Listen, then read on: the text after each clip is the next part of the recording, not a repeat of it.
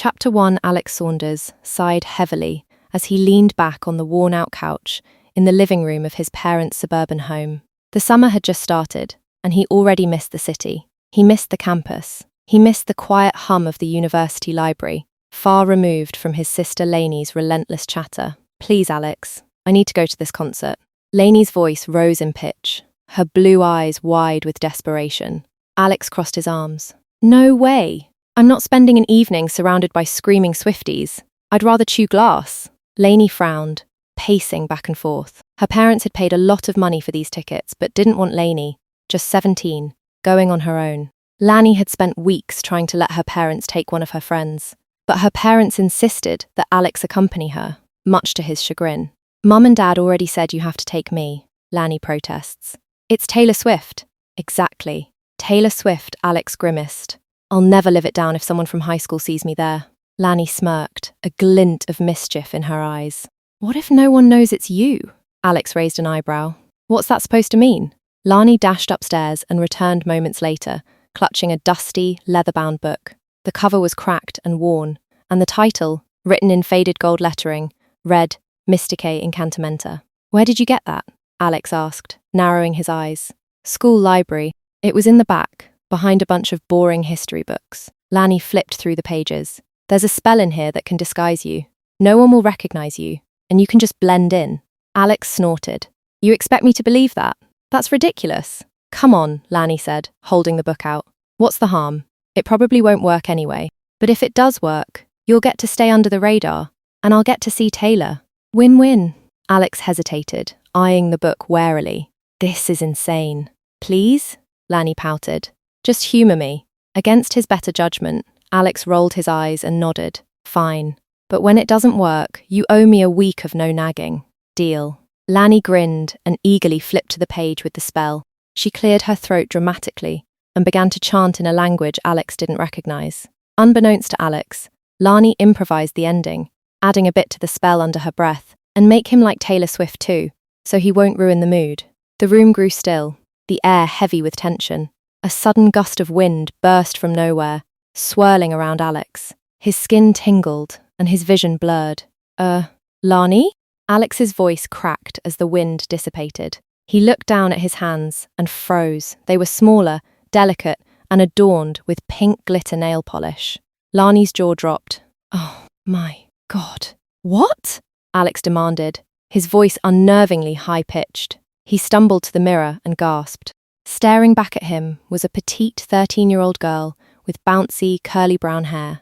Braces gleamed on her teeth, and she was wearing a bedazzled Taylor Swift t-shirt, a pleated pink skirt, and glittery sneakers. "What did you do?" Alex shrieked, spinning to face Lanny. I didn't think it would actually work," Lanny stammered, eyes wide. "You've got to fix this," Alex said, gripping her shoulders. But even as he spoke, a strange thought bubbled up in his mind. 1989 really was an underrated masterpiece. Alex blinked, horrified at the realization. He actually might like Taylor Swift. "No, He hesitated, then turned angrily towards his now bigger sister. "Wait, I thought you said this would just change how I looked. Why do I have opinions on which Taylor Swift album is the best? Why do I know every single person Taylor has ever dated?" Lanny bit her lip. "I thought it'd make the concert more fun," Alex groaned, sinking onto the couch. "This is a nightmare." Lanny, however, was grinning again. "Look on the bright side. You look perfect. No one will ever recognize you. And you're kind of adorable." Alex glared at her, but the effect was somewhat diminished by the glitter headband now adorning his curls. Lanny grabbed her phone. "Let's test this out. I'll show Mum and Dad, and we'll see if they recognize you." "Lanny, no." But before Alex could stop her, Lanny was already running out of the room, leaving him to come to terms with the sparkly, Swift-loving stranger he had become. Off OF Chapter 2, Mum. "Dad. Look at this." Lainey burst into the kitchen, waving her phone like a trophy. Alex scrambled after her, his glittery sneakers squeaking on the floor. "Lainey, wait, don't. Too late." Their mum glanced up from slicing carrots, while their dad looked over the rim of his glasses. Lanny proudly held up her phone, displaying a hastily snapped photo of Alex, braces and all, awkwardly standing in the living room. "Is this what Lexi's wearing to the concert?" Lanny's father asked, feigning casual interest. Their mum's face lit up. "Aw, how cute. Lexi, you look so grown up," their dad chuckled. "Just make sure you keep an eye on your little sister, Lani. She's young, and this is her first concert. No wandering off, okay?" Alex froze, his mouth hanging open. "Little sister? What are you talking about? I'm Alex. Your son. Your 23-year-old son." His mum gave him a puzzled look. "Alex? What are you going on about, sweetheart? Are you practicing for a school play or something? What?" Alex stammered. He turned to his dad. "It's me, Alex Saunders. I'm your son." His dad just laughed and shook his head. "You're Lexi, kiddo. Our youngest. Don't get too nervous about the concert, okay? It's supposed to be fun." Lani watched the exchange, her expression teetering between shock and amusement. She tugged on Lexi's sleeve. Lexi, can I talk to you for a sec?" Alex let her pull him out of the kitchen and into the hallway. "What is happening?" he hissed. "They don't remember me. They think I've always been this." He gestured to his glittery shirt in disbelief. Lani frowned, flipping through the spellbook again. "Okay, this is unexpected. I thought the spell would just, change your appearance. I didn't realize it'd mess with people's memories too." "You think?" Alex snapped. "My entire identity is gone. They don't even remember who I really am." "Hey, calm down," Lainey said, though her voice was tinged with guilt. "Maybe it's temporary? Like maybe the spell wears off after the concert or something?" Alex pinched the bridge of his nose, his braces glinting under the hallway light. "So, what? I'm stuck like this until then?" "Well, yeah, I guess," Lainey admitted, biting her lip. "But look on the bright side. There is no bright side," Alex interrupted. "I'm 13, and I'm supposed to like Taylor Swift." Lainey gave him a sheepish grin. "Okay, but admit it. You've already started humming Love Story, haven't you?" Alex glared at her, but the faint strains of Taylor's hit song off her second album were already playing in his head. Unbidden, he groaned. But also, involuntarily, he smiled. "This is a disaster." "It's not that bad," Lainey said, patting his shoulder. "Mum and Dad said, you look cute, so at least you'll blend in perfectly at the concert." Alex groaned again, slumping against the wall. "If this doesn't wear off, you're going to regret it, Lainey. I swear." "Relax, Lexi," Lainey said with a wink. Alex was annoyed at how easily his sister had started using his apparent new name. "It'll all work out. And who knows? You might actually have fun." Alex doubted it, but the look on Lainey's face told him there was no way out of this. For now, he was stuck as Lexi, Taylor Swift superfan extraordinaire, heading to her very first concert with her big sister. Lexi stormed up the stairs to wait out the hours before the concert in the privacy of her room. But when Lexi reached what was supposed to be Alex's room, she froze. The door was no longer the plain wooden panel she remembered. Instead, it was painted lavender, adorned with glittery stickers that spelled out Lexi's lair in bubbly letters. A plastic Taylor Swift poster hung below it, featuring a smiling Taylor holding a microphone mid-performance. "No," Lexi muttered, shaking her head. "No, no, no." She pushed the door open, bracing herself for the worst. Her room, or rather Lexi's room, was a pastel explosion. The walls were painted pink, covered in glossy Taylor Swift posters from every era. There was Fearless Taylor with her signature curls, Red Taylor in her iconic black hat, and Midnight's Taylor looking chic and mysterious. Fairy lights strung with glittering star shapes framed the posters. The bedspread was pink and purple with Taylor's face printed on the pillows. A shelf above the bed held every Taylor Swift CD and vinyl record ever released, along with books about Taylor and homemade memorabilia. This can't be real," Lexi whispered, stumbling inside. Lainey peeked in behind her, biting her lip to stifle a laugh. "Wow, you're dedicated, huh?" Lexi shot her a glare and spun around, taking in the horror of her transformed space. A vanity table in the corner was stocked with sparkly lip glosses, scrunchies, and a Taylor Swift-themed hairbrush. Even the lamp on the nightstand had a custom shade featuring Taylor's silhouette. On the desk sat a pale pink laptop covered in more Taylor stickers, and next to it, a phone on a charger. The phone case bore a picture of Taylor with the words, "Swiftie for life?" Lexi snatched it up and hit the home button, revealing a lock screen wallpaper of Taylor on stage, under a shower of confetti. The phone's passcode had changed to 1989 Taylor's birth year. Once inside, the barrage of Swiftiness continued. Her Messages app showed she was in no fewer than 6 group chats, with names like Fearless Fans Forever, Speak Now Stands, and Swifties Unite. The most recent message in one chat read, "Katie, Lexi, are you so excited for the concert tonight? I can't believe you're going. Take 1,000,000 pics!"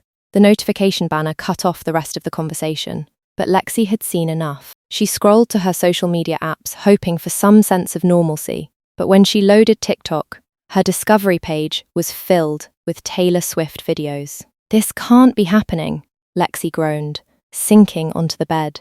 Even her Spotify was locked to kid-friendly mode, with playlists like Best of Taylor Swift and Clean Swiftie Jams already queued up. Lanny sat down next to her, trying to suppress her grin.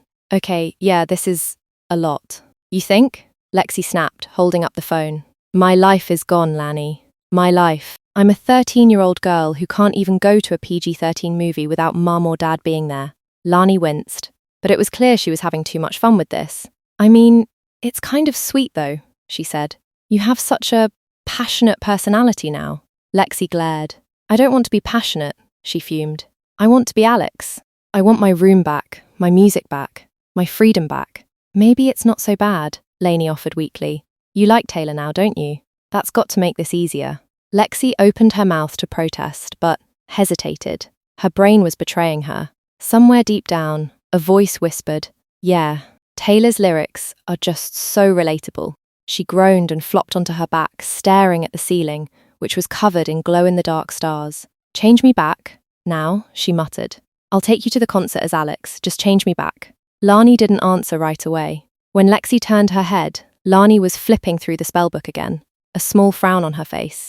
I don't think I can," Lainey said, unable to find a reversal spell. Her voice lacked conviction as she tried to calm her former big brother, now her little sister. "I'm sure we just need to get through tonight, then the spell will wear off and you'll change back." Lexi sighed, clutching her Taylor Swift pillow to her chest. For the first time in her life, she actually wished she didn't have front row seats to the show. Joe, Chapter 3, the family minivan pulled into the packed parking lot of the stadium, the muffled roar of a crowd already audible through the rolled-up windows. A sea of Swifties, dressed in glitter, sequins and friendship bracelets, swarmed the venue like a colony of hyperactive ants. Lexi sat in the back seat, arms crossed, and face set in a scowl, but her foot betrayed her by tapping in time to the faint strains of Taylor Swift's pre-show playlist leaking out from the arena. "This is so exciting," their mum said, turning around in her seat to beam at them. "Lexi, I can't believe you're finally going to your first concert. You've been talking about this for months." Lexi forced a grimace. "Yeah, totally. First concert." Alex had been to dozens of concerts in his life, usually in small venues where he'd watch his favourite up-and-coming acts. It was bad enough he was attending a Taylor Swift show in a massive stadium where he'd much rather be watching his hometown football team, even if he had resigned himself to the fact that they'd likely never win a Super Bowl in his lifetime. But because of the modification Lainey made to the spell, he was actually looking forward to seeing Taylor Swift perform live. "I'm proud of you for being such a good big sister, Lainey," their dad added. "You'll make sure Lexi stays safe, right?" "Of course, Dad," Lainey said, shooting Lexi a smirk. "She's in good hands." Lexi shot Lainey a glare. She was supposed to be the older sibling, the one watching Lainey. And much to her frustration, their roles had reversed. "You're enjoying this way too much," Lexi whispered to her sister. Lainey didn't even try to hide her grin. "You're adorable when you're mad." As soon as the van came to a stop, Lexi pushed the door open and scrambled out, clutching her tiny crossbody bag adorned with a sequined heart. She barely registered the familiar weight of her phone inside, now adorned with Taylor Swift-themed accessories she'd never owned or wanted until today. Their mum leaned out of the window. "Have fun, girls. And Lexi, make sure to take lots of pictures to show us later." "I will," Lexi said, her voice unnervingly chipper. "Wait, what?" Lexi clamped a hand over her mouth, horrified at the genuine enthusiasm that had crept into her tone. As the van pulled away, Lainey nudged her. "Wow, you're getting into it already. The spell must be working overtime." "I'm not," Lexi started, but her words faltered as her eyes caught sight of the stadium. Bright lights illuminated banners and billboards with Taylor Swift's face plastered on them, larger than life. The excitement in the air was almost palpable. Something bubbled up inside her, a giddy, uncontrollable joy. She bounced on her heels. "This is insane. I can't believe we're actually here." Lani stared at her, trying not to laugh. "You okay there, Lexi?" "No," Lexi exclaimed, throwing her hands in the air. "I mean, yes? I don't know." With conflicting thoughts swirling in her head, she turned in a circle, taking in the glittering outfits, the glowing bracelets, the joyful chatter of fans. This is amazing! I'm so excited! Lani snorted. You literally hated this 5 hours ago. Lexi glared at her, but it was half-hearted at best. I still hate this, somewhere, deep down, probably. But she glanced at a group of girls walking past, all wearing matching Swifty Squad t-shirts and laughing together. I mean, look at them. How can you not feel happy around this? Uh-huh, Lenny said, smirking. She'd always been a big Taylor Swift fan, but the changes from the spell were giving her an up-close look at what an obsessed Swiftie looked like, in the form of her now younger sibling. Lexi groaned, yanking her glittery phone out of her bag. She held it up, the screen lighting up with a notification from one of her Swiftie group chats. Fearless fans forever. Is everyone ready for the best night of our lives? Ugh? Lexi groaned again, but instead of closing the app, she found herself typing a reply, Lexi. OMG, I'm so excited! She hit send before she realized what she was doing.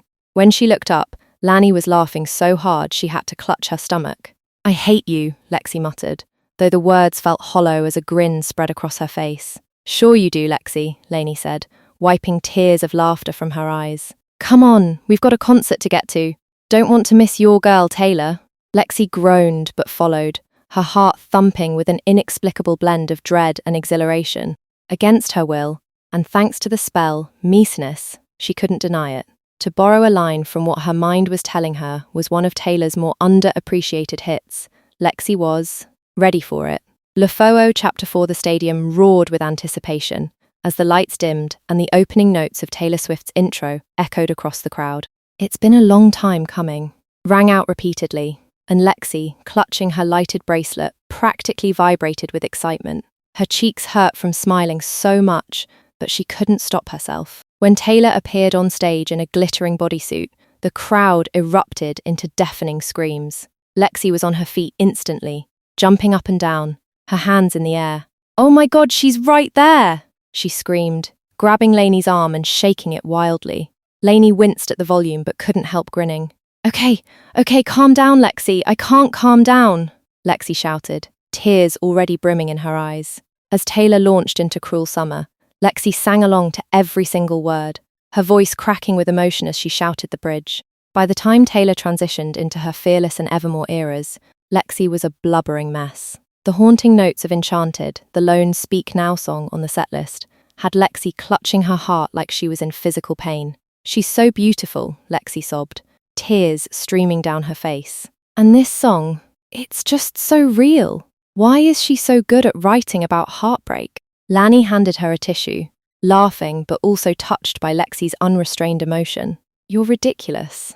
I know, Lexi wailed, blowing her nose loudly. But it wasn't until the Red era began that Lexi truly lost it.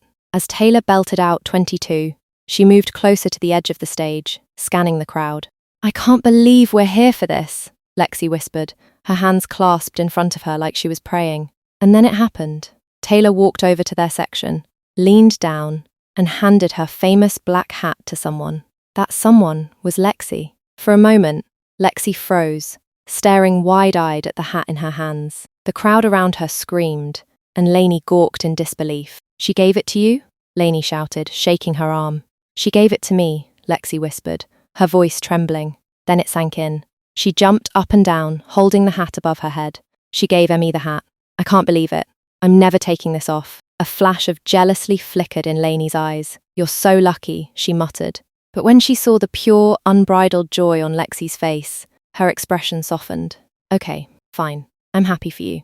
Lexi hugged her tightly, practically sobbing into her shoulder. This is the best night of my life. I can see that, Lainey said, laughing. The concert continued, each song hitting Lexi harder than the last.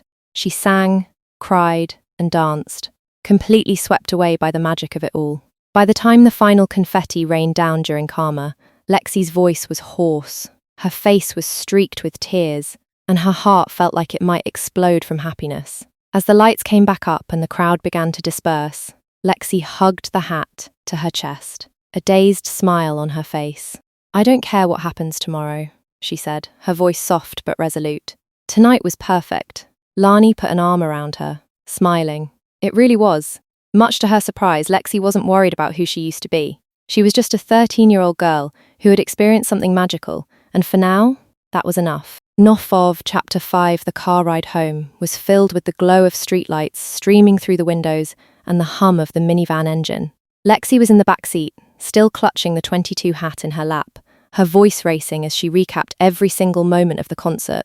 And when she played Dear John, I thought my heart was going to burst. Lexi gushed, practically bouncing in her seat. And the folklore cabin. How cool was that? Lanny, sitting next to her, chuckled softly. Yeah, I saw. It was pretty incredible. And the Red Era. Lexi continued, her voice rising with excitement. I can't believe she gave me the hat. Me, out of all those people. It was like she knew how much I love her. Lanny smirked. I'm sure that's exactly what she was thinking. Lexi leaned forward, her hands gripping the back of the passenger seat. Mum, Dad, did you see my hat? Isn't it the coolest thing ever? Her mum glanced at her in the rearview mirror, smiling. It's very cool, Lexi. I'm glad you had such a good time. Good time? Lexi exclaimed, throwing her arms in the air. It was the best night of my life. Her dad chuckled, shaking his head. Sounds like it was worth every penny. It so was, Lexi said with a dreamy sigh, leaning back against the seat. Her voice grew softer, as if her energy was finally starting to wane. Thank you for letting me go. And thank you, Lainey, for taking me. You're the best big sister in the whole world. Lanny turned to her, surprised. Wow, that's unexpectedly sweet of you.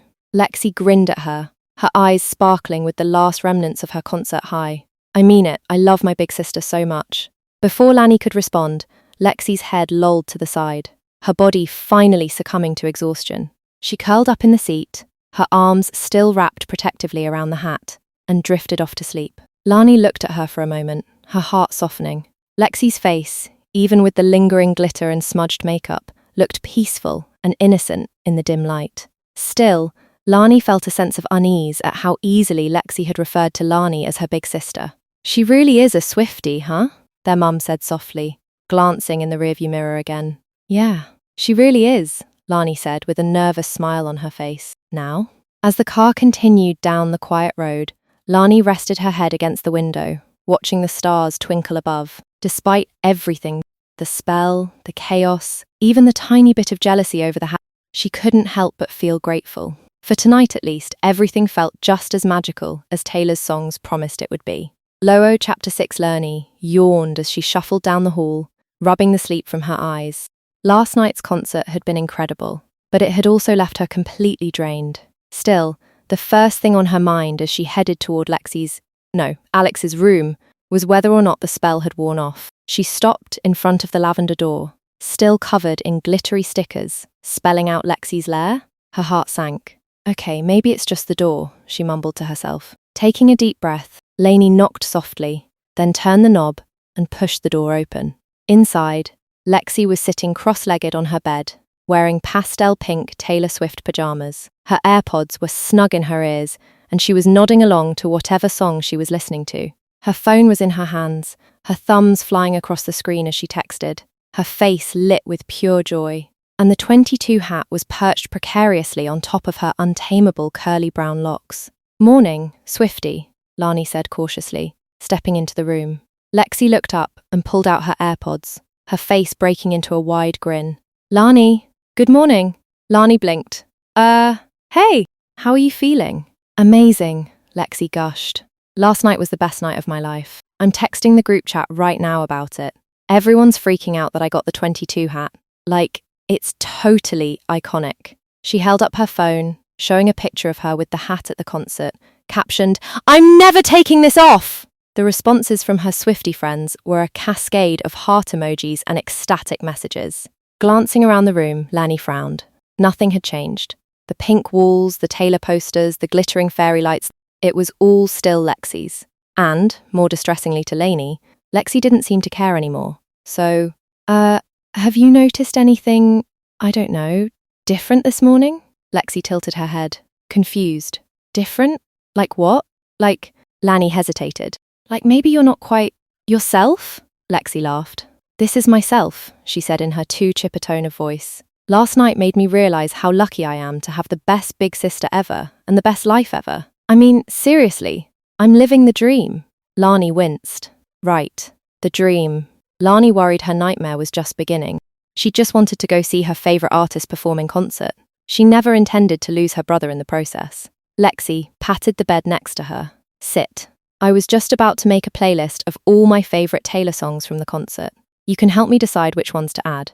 Lani hesitated, her eyes scanning Lexi's glowing, happy face. Lani thought the spell would just change how Alex looked, and that the little bit she added would make Alex enjoy the concert enough not to ruin it for Lani. But now it seemed like it was changing who he was.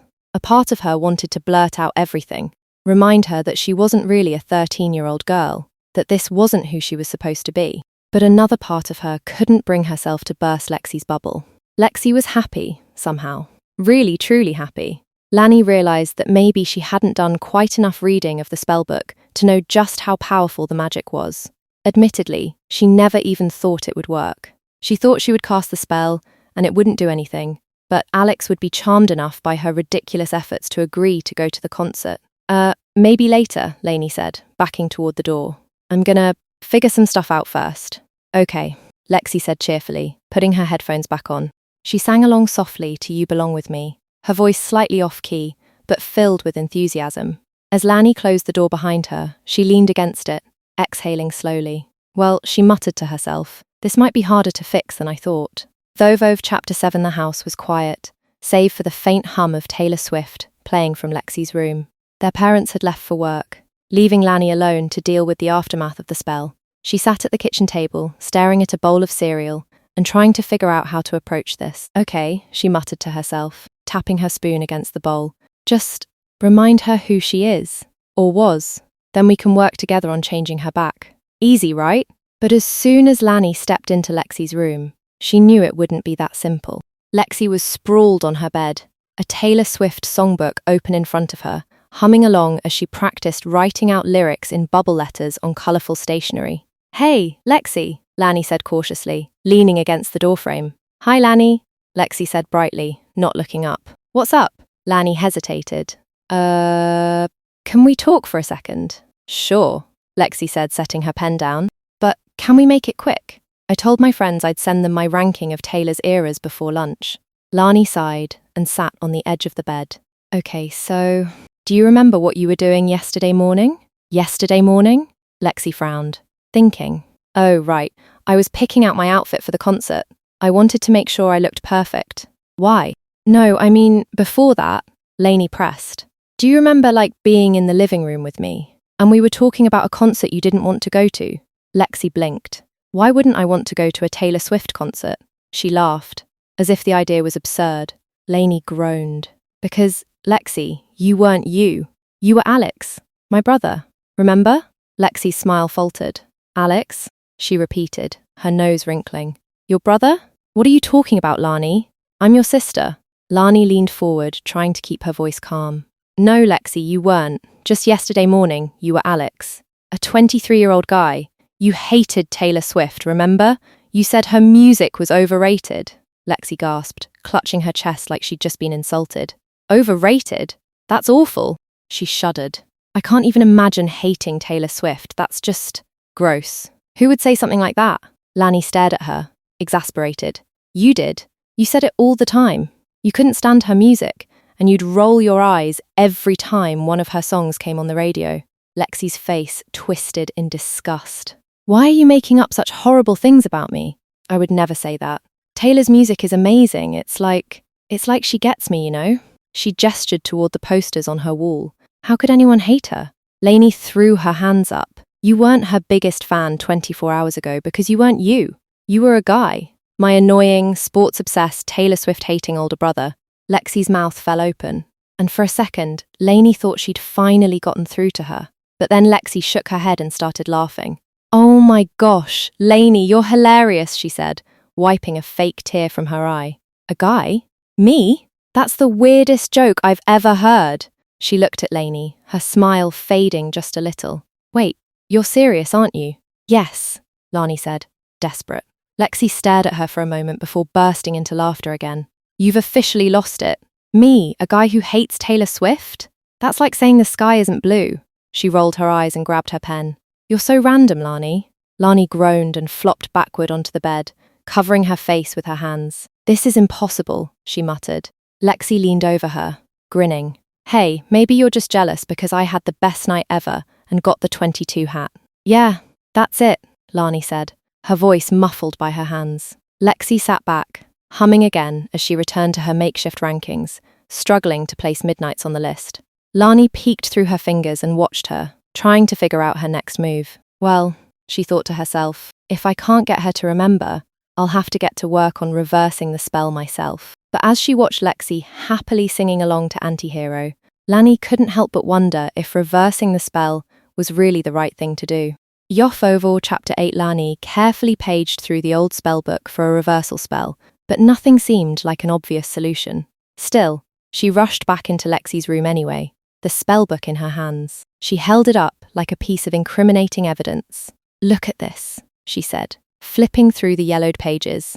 This is the book that caused all of this. This is the spell I read yesterday morning that turned you into this. She gestured at Lexi, who was now lying on her stomach on the bed, doodling in a notebook. Lexi raised an eyebrow, unimpressed. And? Lani spluttered. This proves I'm telling the truth. You weren't always Lexi. You were Alex. This book is proof. Lexi sat up and shrugged, her expression skeptical. Lani, just because you found an old book doesn't mean it did anything. Like, do you even hear yourself right now? Magic spells.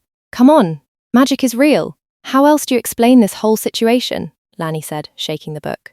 Lexi rolled her eyes and reached under her bed, pulling out her Evermore-themed journal. The cover was decorated with a sepia-toned photo of a misty forest, and the inside pages were filled with swirly handwriting in pink gel pen. Okay, if that is real magic, then I guess this is too, she said, holding up her journal dramatically. Lani blinked. What's that supposed to be? My spellbook, Lexi said with a smug grin. She opened it and started reading aloud. Behold, The Loneliest Rain, by Lexi Saunders. The rain falls like tears on the ground. A broken heart's the only sound. Lani groaned and pinched the bridge of her nose. That's not a spellbook, Lexi. That's just a bunch of bad poetry. Lexi gasped, clutching the journal to her chest. Bad? These are my feelings, Lani. This is serious. Lani snapped, pacing the room. She flipped through the pages of the real spellbook, resuming her desperate search for something, anything that might reverse what she'd done. Lexi watched her, frowning. Why are you so obsessed with this anyway? Why can't you just let me be happy? Because, happy or not, this isn't you. Don't you see that? Lani shouted, slamming the book shut in frustration. You're not supposed to be a 13-year-old Taylor Swift superfan. You're supposed to be Alex, my 23-year-old brother, who thinks this kind of thing is lame. Lexi folded her arms, looking genuinely offended. First of all, Taylor Swift is not lame.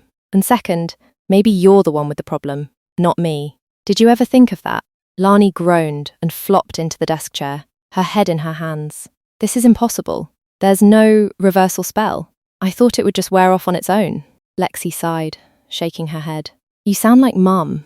She always says this Taylor Swift thing is just a phase, but it's not. I've loved Taylor my whole life, and I'm going to love Taylor my whole life. Knock yourself out with your little spellbook. But while you're doing that, I'll be over here ranking Taylor's best bridges.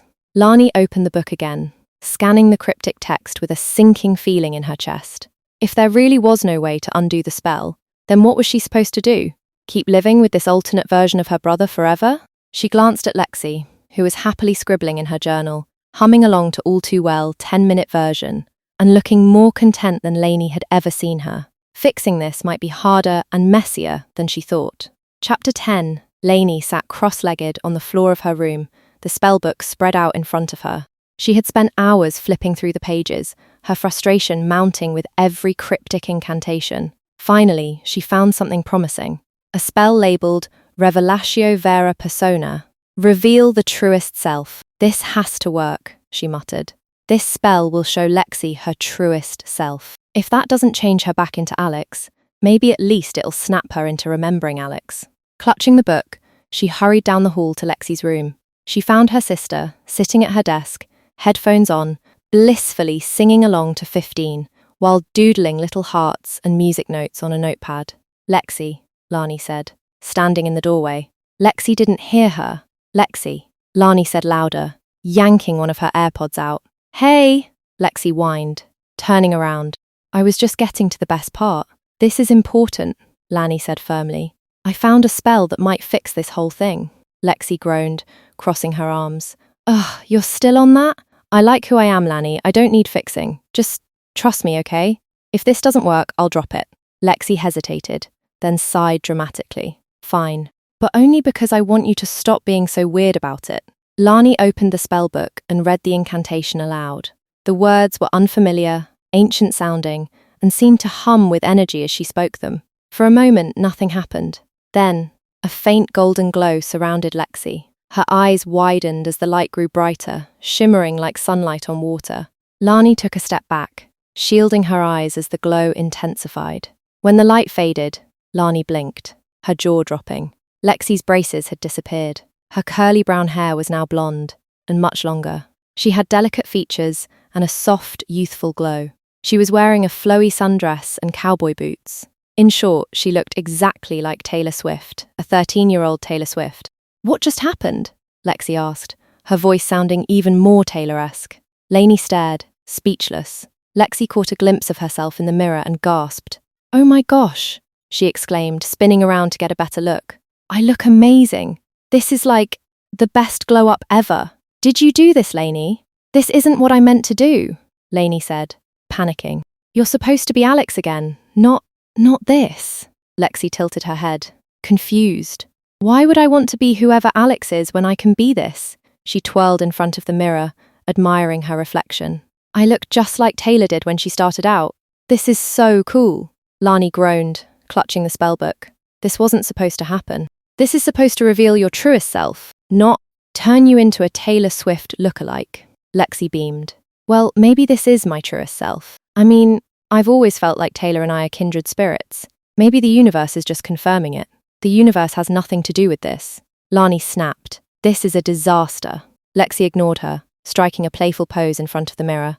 Do you think people will ask for my autograph? Oh, I should totally make a TikTok.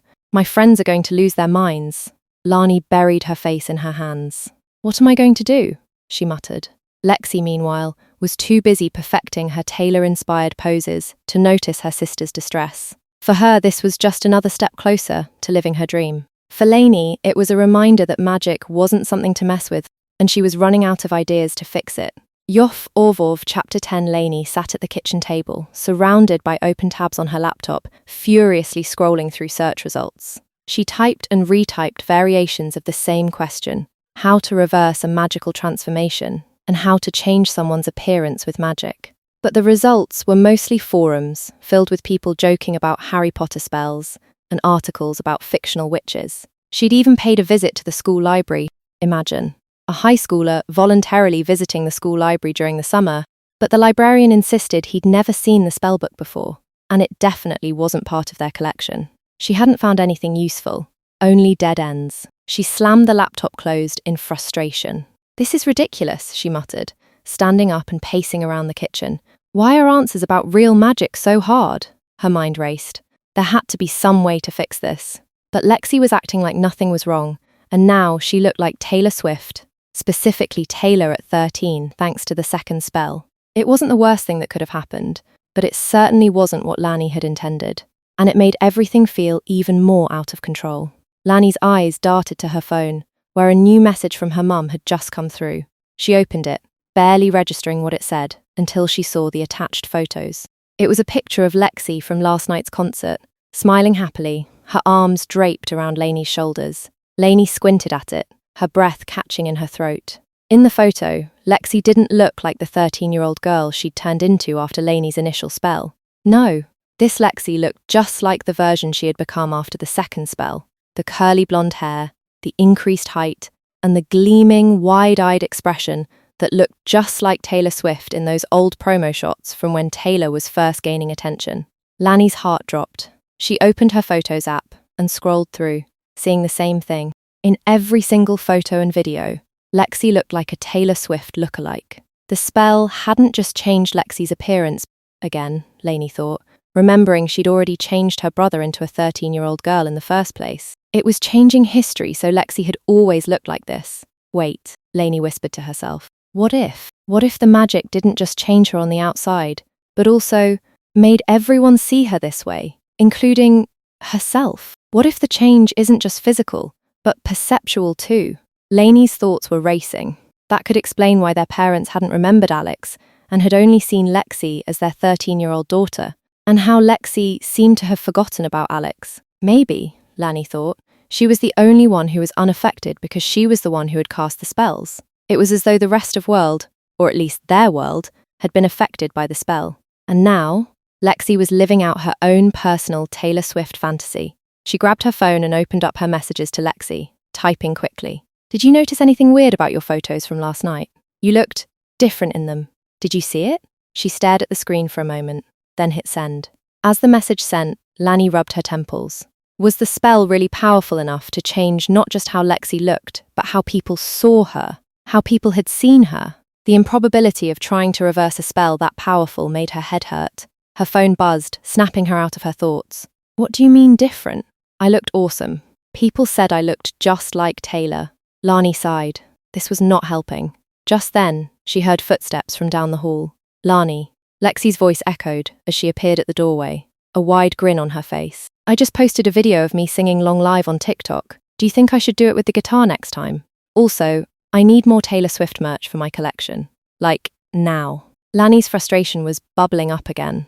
She stared at her sister, now a perfect vision of Taylor Swift at 13, and clenched her fists. Lexi, I need you to listen. You're not supposed to look like this. You're not supposed to be this. Lexi blinked, a little thrown off by the sudden intensity in Lainey's voice. Okay, but why would I not look like this? Lexi looked down at her outfit. Sure, it was a little country, but it made her feel like Taylor. Is there something wrong with what I'm wearing? Lainey swallowed hard. No, Lexi, you don't get it. I made you who you are now, okay? I turned you into some Taylor Swift version of yourself. Lexi's grin faded as she looked at Lainey like she was speaking a foreign language. I don't understand. I mean, sure, you introduced me to Taylor's music, but I wouldn't say you made me. Lainey wanted to scream. She grabbed the spellbook off the table, holding it up. I didn't want this. I just wanted to go to a concert. Then I wanted to fix what I screwed up. You weren't supposed to become this. Lexi's eyes narrowed as she looked from Lani to the book. You did something to me? Lani sighed, rubbing her temples. It was as if the magic was somehow blocking Lexi from even remembering that Lainey had cast a spell, even though she did it right in front of her twice. This is all my fault, Lexi, Lainey said, running a hand through her hair in frustration. I'm trying to fix it, but I'm not sure how anymore. Wait, are you saying there's something wrong with me? Lexi asked, her voice softening, and even trembling a bit. For the first time, Lainey looked at Lexi like she truly was her little sister, and she knew she had to be gentle. Being the older sibling wasn't a role she was familiar with, or even sure she was ready for, but she knew that look on Lexi's face. She'd had that same look on her face countless times over the years. No, Lexi, I didn't mean. Fix you like something's wrong with you, Lainey said, trying to be delicate with her words. I just think, maybe, I did something wrong. Lexi stared at her, her eyes wide with realization. Oh, she paused, looking at her reflection in the window with a thoughtful expression. Well, I'm sorry you're so upset, but if it helps, I think you're a great big sister. Lainey hesitated. She wasn't sure how to handle this, but she also started wondering if maybe, just maybe, fixing things meant letting go of her need to change everything back. Jo of Chapter 11 Lainey was sitting at the kitchen table, trying her best not to think about the spellbook. Her eyes ached from hours of trying to find anything that could fix this situation, and she needed a break, a cookie break. Lexi had locked herself in her room, probably making another Taylor Swift tribute video or getting lost in Swiftie fan fiction. Lainey's head was spinning. Nothing made sense anymore. Suddenly, as Lainey was downing her third chocolate chip cookie, her phone buzzed, snapping her out of her thoughts. It was an unknown number. Curious, she picked it up, putting the phone to her ear. Hello? Hi, is this Lainey Saunders? A cheerful voice asked. Yeah, who's this? Lainey replied cautiously. This is Claire from Channel 5 Eyewitness News. I'm calling because we came across a video you posted on TikTok of your sister at the Taylor Swift concert last night. The one where she gets the 22 hat? Lani's stomach dropped. Yeah? She didn't know where this was going. We're doing a feature on Swifties and their concert experiences. We think the footage of your sister is perfect for our segment. Everyone in the office is buzzing about how much she looks like a young Taylor Swift, Would you be okay with us using the video on the air? We'd give you full credit, of course. Lani felt a tight knot form in her chest. I don't know. I'll need to check with my sister. Of course, we understand, but it could be a great opportunity for her, Claire said. We might even want to bring her down to the station to interview her about her experience. It could be her big break. Lani didn't respond immediately. Big break? She murmured, barely hearing the rest of the conversation as she processed the weight of the words. She glanced over at Lexi's bedroom door, suddenly anxious. The last thing she needed was for the attention around Lexi to spiral out of control. Thanks for calling, Lainey said quickly, hanging up. She immediately marched down the hall and knocked sharply on Lexi's door. Lexi, we need to talk. Lexi opened the door, having changed into her oversized Eras Tour hoodie from the night before. Her eyes lit up when she saw Lainey. What's up? You look stressed. Are you still worrying about all that magic stuff? Lexi's voice dripped with sarcasm as she said the word magic. Lani didn't answer right away. Instead, she held up her phone. I just got off the phone with the news channel. They want to use the video of you getting the 22 hat for a segment. Lexi's face immediately lit up. Wait, what? Oh my gosh, that's amazing. They want to use the video on TV? Lani nodded slowly, trying to gauge her sister's reaction. Yeah, but there's more. They're talking about interviewing you too. They said it could be your big break. Lexi's eyes sparkled, and she bounced on her toes. A big break? Like, what if they invite me to meet Taylor Swift? What if I get to be on stage with her? She was practically jumping up and down. This is incredible. I can't believe this is happening. Lani felt her pulse quicken as she watched Lexi's excitement grow. Lexi, hold on a second. You don't understand. This is all happening way too fast. You're turning into a full-blown mini Taylor Swift. And now people want to interview you? It's going to get out of hand. Lexi paused, her enthusiasm faltering for a moment. But Lainey, isn't this what we wanted?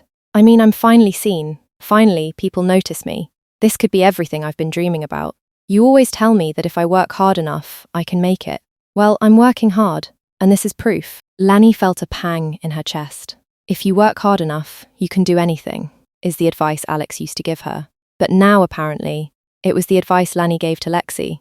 And, dutifully playing the role of big sister, she didn't want to be the one to crush Lexi's dreams. But she also knew how quickly this was getting out of control. But what if it's not even real, Lexi? What if this isn't long-lasting? Lainey's carefully chosen words reflected her inner hope that somehow these spells, she had to remind herself, since she'd cast 2 minors, would just wear off. Lexi folded her arms, looking at Lainey like she was overreacting. This is real. I basically am Taylor Swift right now. I'm living my best life, and I'm gonna be famous. Lainey exhaled, her mind racing. The magic wasn't just affecting Lexi, it was pulling in the outside world. There was no telling how much more the world might shift if people kept seeing Lexi as Taylor, or if this whole situation kept snowballing. Look, Lexi, Lainey said, her voice softening. I'm not saying you shouldn't be excited, but I need you to understand that this isn't just about you anymore. This is bigger than I thought, and I'm not sure how much further this can go before everything starts breaking down. Lexi, however, wasn't listening. She was already pulling her phone out, excitedly typing something. I'm texting my friends. They're going to freak out when they hear about this. They'll probably want to do a watch party for the segment. Lani bit her lip, the weight of her thoughts pressing down on her chest. She had no idea how this would end, or if it could be stopped. The spell wasn't just a fun trick anymore. It was a force that was growing, pulling in everyone around them, making the impossible feel real, for better or worse. OFOOF Chapter 12 Lani's room was a mess, papers and books scattered across the floor, the spellbook open on her desk, and empty Starbucks takeout cups littering the table. She had been pacing for what felt like hours, trying to find something, anything that could remind her that Lexi was once Alex. She knew she had to find something physical, something that didn't rely on memories that seemed to be slipping away, if only to convince herself that this wasn't all some bizarre dream. Her eyes caught on a small, worn diary she used to keep as a child. The edges were tattered, the pages filled with old thoughts, poems, and memories from when she was a preteen. With trembling hands, she opened it, flipping through the faded pages until something caught her eye. A single Polaroid wedged between the pages. Lani froze, holding her breath. She didn't even need to see the picture clearly to know what it was. She had taken it years ago. It was of her and Alex, long before the concert, before the spells, before everything had changed. She pulled it out, and sure enough, it was a snapshot of the two of them sitting on the porch steps. Alex grinning, his arm slung casually around her shoulders. She could practically hear his sarcastic laugh and feel his annoyingly warm shoulder pressing against hers. This was from when Alex had still been, well, Alex. The Alex she knew. She blinked, her pulse quickening. She had to show Lexi. She had to prove that something had changed. Without wasting another second, Lani rushed down the hall, the picture clutched tightly in her hand. She knocked on Lexi's door, her heart pounding. What now? Lexi's voice came from inside, a bit annoyed. Lani opened the door before Lexi could respond, holding up the Polaroid. Lexi, look at this, she said urgently. Lexi took the picture, her brow furrowing as she looked it over. But instead of the recognition Lainey was hoping for, Lexi just stared at it with confusion. This is you, right? Lexi asked slowly. But who is this guy? He's not one of your old boyfriends. Did you Photoshop him in there? Lainey's frustration boiled over. What? Photoshop? This is a Polaroid, Lexi. You can't Photoshop a Polaroid. It's real. Lexi's eyes flickered over the photo again, her expression unreadable. She blinked a few times, then looked up at Lani. I don't get it, Lexi said quietly. Lani's voice cracked as she tried to keep calm. This is a picture of you, before all of this. You were Alex. You're not a 13-year-old Swiftie. You're my brother. Lexi shook her head, the confusion deepening on her face. She clutched the Polaroid in her hands, turning it over and over. I don't know, this doesn't feel like me. I don't remember this. I'm Lexi. I've always been Lexi, right? Lani felt her throat tighten. No, Lexi. You haven't always been Lexi. You were Alex, my brother. This person you're becoming, this Taylor Swiftified version of you, is new. But I need you to understand. Whatever happened to you, whatever magic I messed with, it's changing everything, even the way people see you. Lexi looked at her for a long moment, then turned her gaze back to the photo. Her fingers shook slightly as she held it. But why would I forget that? Why can't I remember being Alex? Lani sat down beside her, her voice soft but insistent. I think the spell didn't just change you physically. It's changing your memories too. People see you differently, Lexi. They're seeing you as someone else. And I need you to remember who you were. I need you to remember that you were Alex. Lexi's eyes were distant, and Lainey could tell she was struggling with it. Lexi had never been the kind of person to question everything around her, but this was a lot to process. I don't know what to believe anymore, Lexi said, her voice tinged with doubt. This photo, it feels like I should remember it, but I don't. I don't remember being Alex. I don't remember being anything else but me. Lani looked down at her hands, a sinking feeling in her stomach. It's like I'm losing you, Lexi. I can't even get you back long enough to convince you that you were ever anyone else. But I have to keep trying. I have to fix this. Lexi looked at her, a small frown on her face. Why do you keep saying fix it? What's wrong with me now? I feel fine. I feel like myself. Lainey's eyes stung. She hated seeing her sister so oblivious, so far gone in this new version of herself. But it wasn't her fault. This was magic. And Lainey was still coming to grips with the fact that it was a real thing, and it had twisted everything so far beyond what Lainey ever intended. Lexi, Lani said softly, I love you, but you're not supposed to feel like this. You're not supposed to be obsessed with Taylor Swift. You're not supposed to look like Taylor Swift. I need you to fight this. I need you to remember who you were. Then, she added, her voice barely above a whisper, so quiet that Lexi couldn't hear, I need my big brother. Lexi's face softened, and for the first time there was a flicker of something like understanding. I don't know what to do. I feel like I always have, like your little sister. Do you not want to be my big sister anymore? For a long moment, neither Lainey nor Lexi said a word. Lexi's eyes locked on the photo again. Lainey thought maybe she saw a flicker of recognition in Lexi's eyes, but Lexi handed the photo back to Lainey. I hope you find who you're looking for, she said. Sorry I couldn't help you. Lainey exhaled, her heart breaking as she left Lexi's room. But you can, Lexi, she said to herself. Lexi was already immersed in her phone again, chatting away with her friends. You can. I'll figure it out, I swear. But I need you to remember who you were. Low Ove Chapter 14 Lani sat on her bed, staring at the mess of books and papers strewn across her room. The spellbook, its pages worn and cracked, was still open on her desk, a cruel reminder of how she'd inadvertently changed everything. Her mind was racing, filled with a mix of guilt, frustration, and helplessness. What had she done? Lexi Alexia was slipping away, and Lani didn't know how to stop it. A part of her had wanted to believe that everything could go back to normal, that if she just found the right spell, it would all be fixed. But with every passing moment, Lexi seemed less and less like the person she used to know. The sound of a soft knock on the door interrupted Lainey's thoughts. She wiped her eyes quickly, not wanting to let Lexi see how upset she was. "Lani?" Lexi's voice came through the door, hesitant. "Can I come in?" Lani sniffed, clearing her throat. "Yeah, sure." The door creaked open, and there stood Lexi, holding a guitar in her hands. She stepped into the room slowly, her eyes soft with concern as she looked at Lainey. Lexi didn't say anything at first, but the look on her face was all the unspoken words Lainey needed to hear. I know you're upset," Lexi said quietly, setting the guitar down on the bed next to Lainey. "And I want to help. I wrote something for you.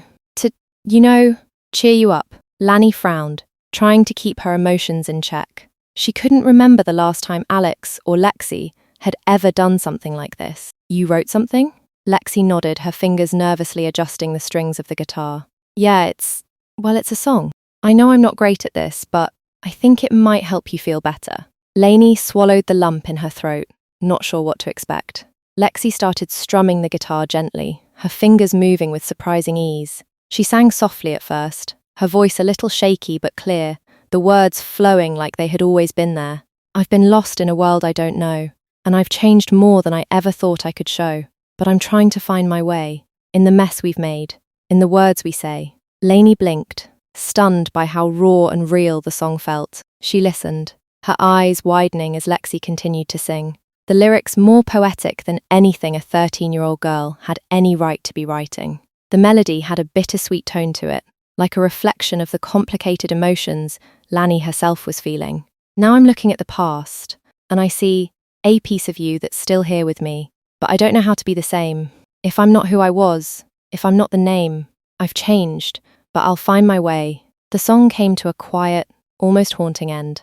Lexi sat there for a moment, staring at the guitar, before looking up at Lainey. "I know it's not much," she said softly, her voice full of vulnerability, "but I wrote it for you. For us.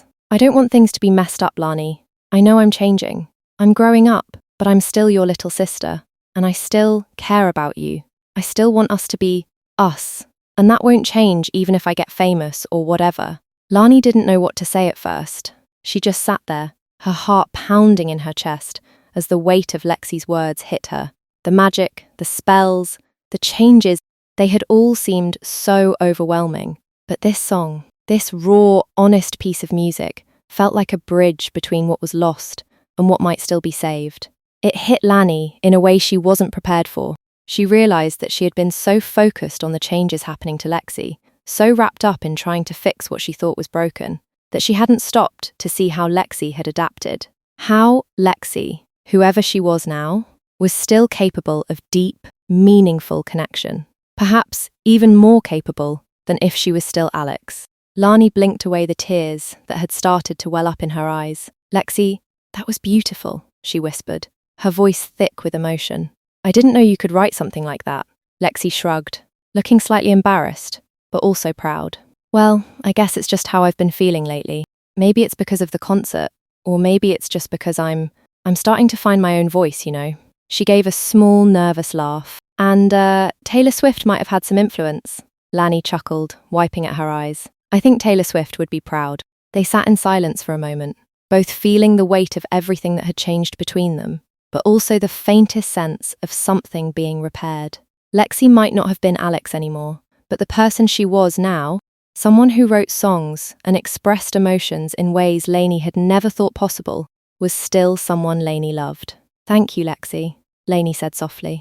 "I think that's the first time in a while that I've felt like maybe everything's going to be okay." Lani smiled back, feeling a sense of peace she hadn't felt in a long time. The road ahead might still be uncertain, and the magic might still be out of her control, but for the first time in days, she felt a little less alone. Off of chapter 14, the days blurred into one another after Lexi's song. Lani had been so consumed with guilt and frustration that she'd forgotten what it felt like to simply enjoy the company of her sibling, even if their dynamic was completely different now. Since Lexi had written the song for her, things had shifted. It wasn't perfect, but Lani had decided to let go of her obsession with fixing the spell for now. Maybe the magic wasn't something she could control, but she could control how she treated Lexi. She could be a better sister. So, for the next few weeks, that's exactly what Lani did. She accompanied her to the TV station for the interview about her experience at the Taylor Swift concert, and beamed when Lexi talked about how much she loved her older sister and would always be grateful to her for introducing her to Taylor Swift's music and bringing her to the concert. She encouraged Lexi to keep writing. They spent evenings together, brainstorming lyrics, playing guitar, and recording little demos in their makeshift home studio, just an inexpensive podcast microphone connected to Lexi's MacBook, and a new set of over-the-ear headphones their parents bought for Lexi. And while Lexi and even Alex had always liked music, this new passion for songwriting was something that seemed to flow naturally, like she had found a new part of herself. One afternoon, Lexi asked Lainey for advice about a song she had written. Lainey listened to it, impressed by how much Lexi's songwriting had evolved. The lyrics were raw, vulnerable, and somehow beyond her years. It was about the conflicting emotions of being stuck between two worlds, the past and the present, the old self and the new self. "I think it's your best one yet," Lainey said, a genuine smile spreading across her face. "You've really got something, Lexi. You should post it." Lexi hesitated, biting her lip. "You really think so? I don't know. It's just a little song. I mean, I'm not Taylor Swift or anything." Lani laughed. "Who says you can't be? Post it. See what happens." With a shrug, Lexi agreed, and they recorded the song on Lainey's phone. She posted it to TikTok with a simple caption: "Just me, my guitar, and some feelings. #songwriting, #Taylor Swift vibes." Lani didn't think much of it at the time.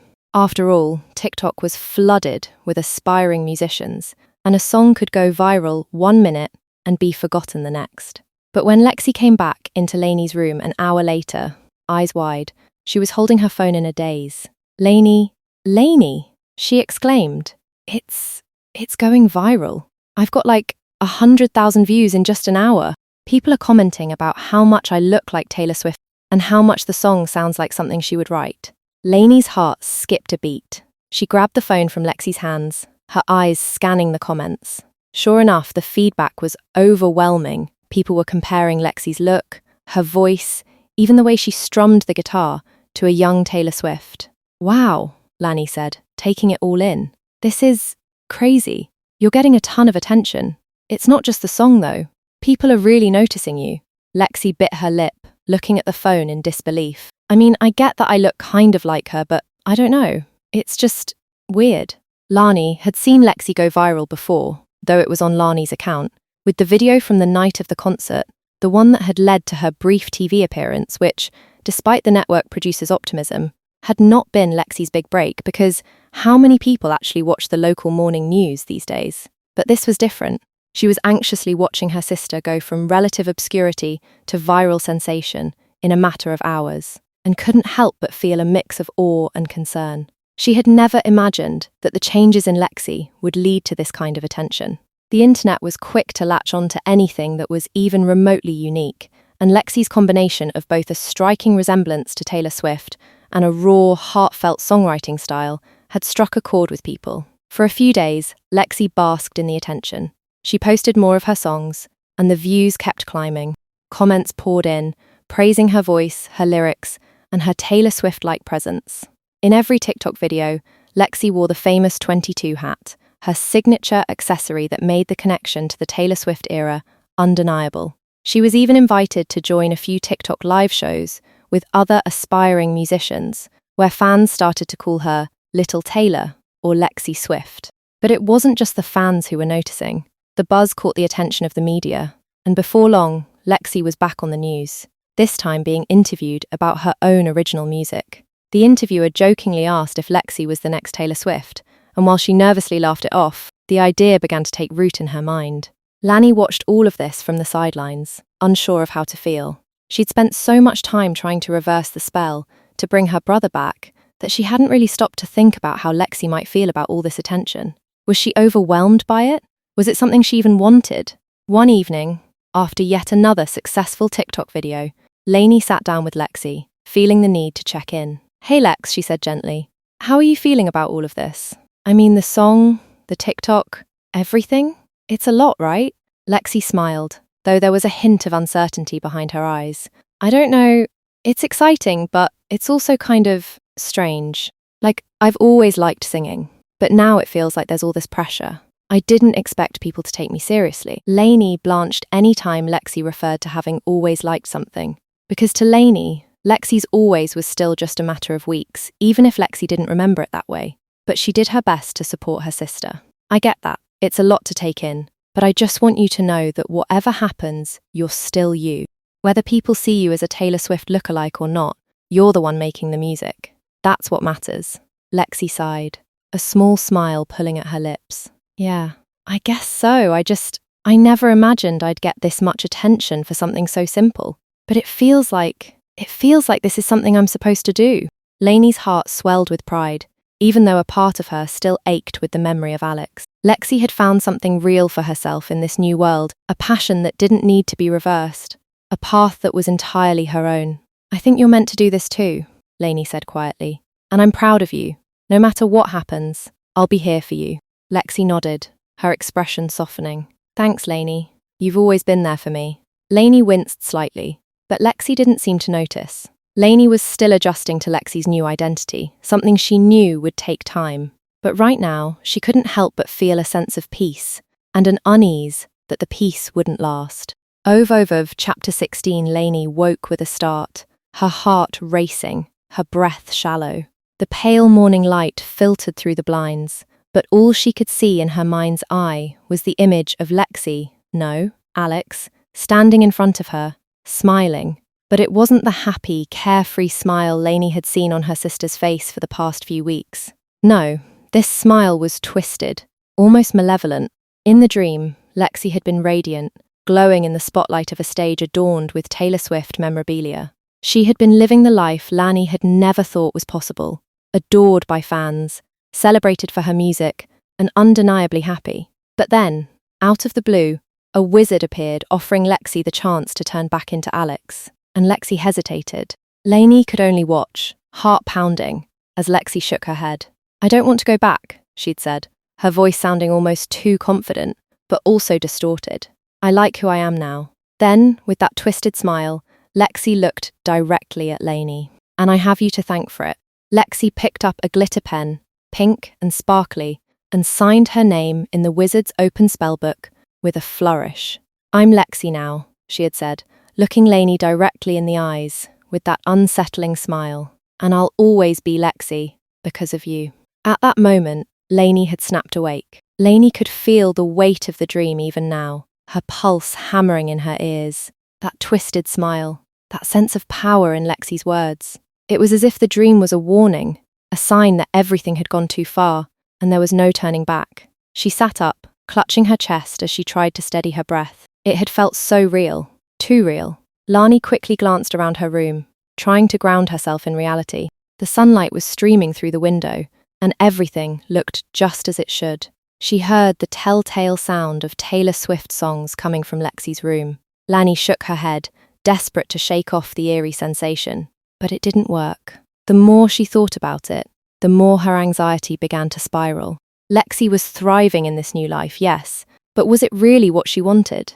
Was it truly Lexi's choice? Or had the magic altered something deeper inside her? Had Lainey unknowingly pushed her sister into a life she hadn't chosen, one that couldn't be undone?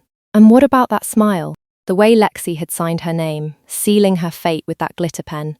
It felt final, as if the magic had now fully taken hold, binding Lexi to her new life in a way that no spell could reverse. "No, I can't let this happen," Lainey whispered to herself, her hands shaking. She swung her legs off the bed and stood, her feet hitting the cold floor with a sense of urgency. The dream wasn't just a nightmare. It was a message. Lainey had to do something.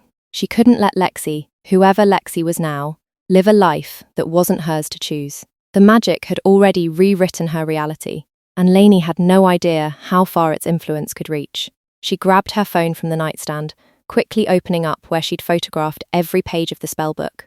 She didn't want to risk constantly turning the pages and damaging something as she searched for an answer. It was her last hope, But even as she scrolled, Lanny couldn't shake the feeling that it might already be too late. Was Lexi becoming someone completely different? And would she even want to go back to being Alex if Lanny could somehow even pierce the magic to convince Lexi that she'd ever been someone else? Her thoughts were interrupted by a soft knock on her door. Lainey's heart skipped. Lexi. Lainey? Lexi's voice was tentative, unsure. Can I come in? Lainey quickly wiped her eyes, forcing herself to stay calm. She couldn't let Lexi see how rattled she was. Yeah, Lainey called, her voice shaky, but composed. The door creaked open, and Lexi stepped inside, her usual upbeat energy radiating from her as she held her guitar in her hands, ready for another day of songwriting. But Lainey couldn't shake the feeling that something was different. Something about her sister wasn't quite the same anymore. Hey, Lexi said, a small smile tugging at her lips. I was thinking about writing a new song today. Got any ideas? Lani's eyes darted to Lexi's face, the mischievous look that used to belong to her brother now replaced with something else. Something more innocent, more naive, but also, in a strange way, like she was more sure of herself. You want my help writing songs? Lani asked, her voice barely above a whisper. I mean, really? Is that the only thing you want my help with? Lani wondered if maybe she could spark a hint of recognition in Lexi, but it was not to be. I mean, I guess, Lexi said nervously, maybe you could help me pick out an outfit for my next video. I was thinking, maybe I could borrow something of yours. You know, to look a little more mature. Her words cut through Lainey like a knife. Alex had always criticised Lainey for being immature, and now, here was Lexi treating Lainey like she was the mature sibling. Which, Lainey had to admit, technically she was, thanks to the magic. She suddenly stood up, her hands gripping her phone tightly. Lexi, I need to talk to you about something. It's about everything that's happened. I think I've made a huge mistake, and it all started the night of the concert. Lexi tilted her head, a soft smile curling at the edges of her lips. What do you mean? Bringing me to that concert helped me find who I am. It helped me find my voice. Lainey's stomach dropped as she realised that, in a way, Lexi was right. She had found herself in this new life, but it wasn't really herself. It was someone new, someone increasingly unrecognisable to Lani. Lani's throat tightened. She felt a tear slip down her cheek. I need to fix this. I can't let you stay this way. Not if it's not what you truly want. Not if you didn't choose it. For the first time, Lexi's smile faltered. She looked at Lani with an expression that wasn't entirely sure of herself. I did choose this, Lani. I mean, I didn't choose to have viral hits. No one can choose that. But I dreamed about it. And my dream is coming true. And I'm happy. I'm more than I ever was before. Lani's heart broke. How could Lexi know she was happier than she was before when she couldn't even remember who she was before? Lani didn't want to take that happiness away from Lexi, but she couldn't stop herself from feeling that she had to try. She couldn't just let this magic define Lexi's life forever. I'm going to fix this, Lexi, Lani said, her voice barely above a whisper. I'm going to find a way. I have to. Lexi seemed to understand the seriousness in her sister's voice, even if she didn't understand what exactly it was that Lainey felt she needed to fix. For a long moment, they stood there, the weight of the decision hanging between them. And in that moment, Lainey swore she would stop at nothing to get her brother back, no matter what it took. Foe of Chapter 16, as the days began to shorten and the end of summer loomed on the horizon, Lani found herself consumed by one singular thought: how to reverse the spell. She'd spent the last few weeks experimenting with different incantations from the spellbook, trying to find a way to undo the transformation that had changed her brother into her sister. At first, it seemed impossible. The magic was so powerful, so pervasive, that nothing seemed to work. But with each failed attempt, Lani grew more determined. She'd learned to manipulate small objects, turning them into different forms and returning them to their original state. The more she practiced, the more control she gained, and slowly, her confidence returned. A successful reversal spell wasn't far off. She could feel it. With each transformation, Lani had tested it on her old stuffed bear, a coffee mug, a book she'd kept on her shelf since childhood. She could feel the magic pulsing through her fingertips, reminding her that it was possible. She could do this. She could fix everything, or so she thought. It was late one evening when Lexi bounded into Lainey's room, her eyes sparkling. Lainey looked up from her notebook, butterflies quickly filling her stomach as she saw the excitement in her sister's face. Lainey, you're never going to believe this, Lexi said, practically vibrating with energy. She was still wearing her signature 22 hat, and her phone was clutched tightly in her hand. I just got an offer from a record label. Lainey's heart dropped. She had been so focused on the spell that she hadn't stopped to consider what could happen if Lexi got too involved in this new life. The media buzz, the viral TikTok videos, the constant comparisons to Taylor Swift, all of it was pushing Lexi closer and closer to a reality she might never escape. But now, a record deal? This was the tipping point. This was exactly what Lainey had feared all along. Wait, what do you mean an offer? Lainey's voice was strained as she set her notebook aside, her fingers curling into tight fists. A record label? How did that even happen? Lexi grinned, completely unaware of the panic rising in her sister. I guess my TikToks have really been blowing up. A small label, Last Triumph, saw my videos and reached out to me. They love my sound and want to sign me. Lainey blinked, trying to keep her expression neutral. But Lexi, I thought you were just doing this for fun, you know? You're still… I know. I'm still 13, Lexi interrupted, the excitement in her voice wavering slightly. But they said they'd support me through the whole process. I don't know, it's just a small label, but they're offering me a deal, Lainey. They're gonna get my music on Spotify. I'll be a real artist. Lainey's mind raced. This was exactly what her dream, her nightmare was warning her about. If Lexi signed that contract, it would seal her fate. The magic would never be undone.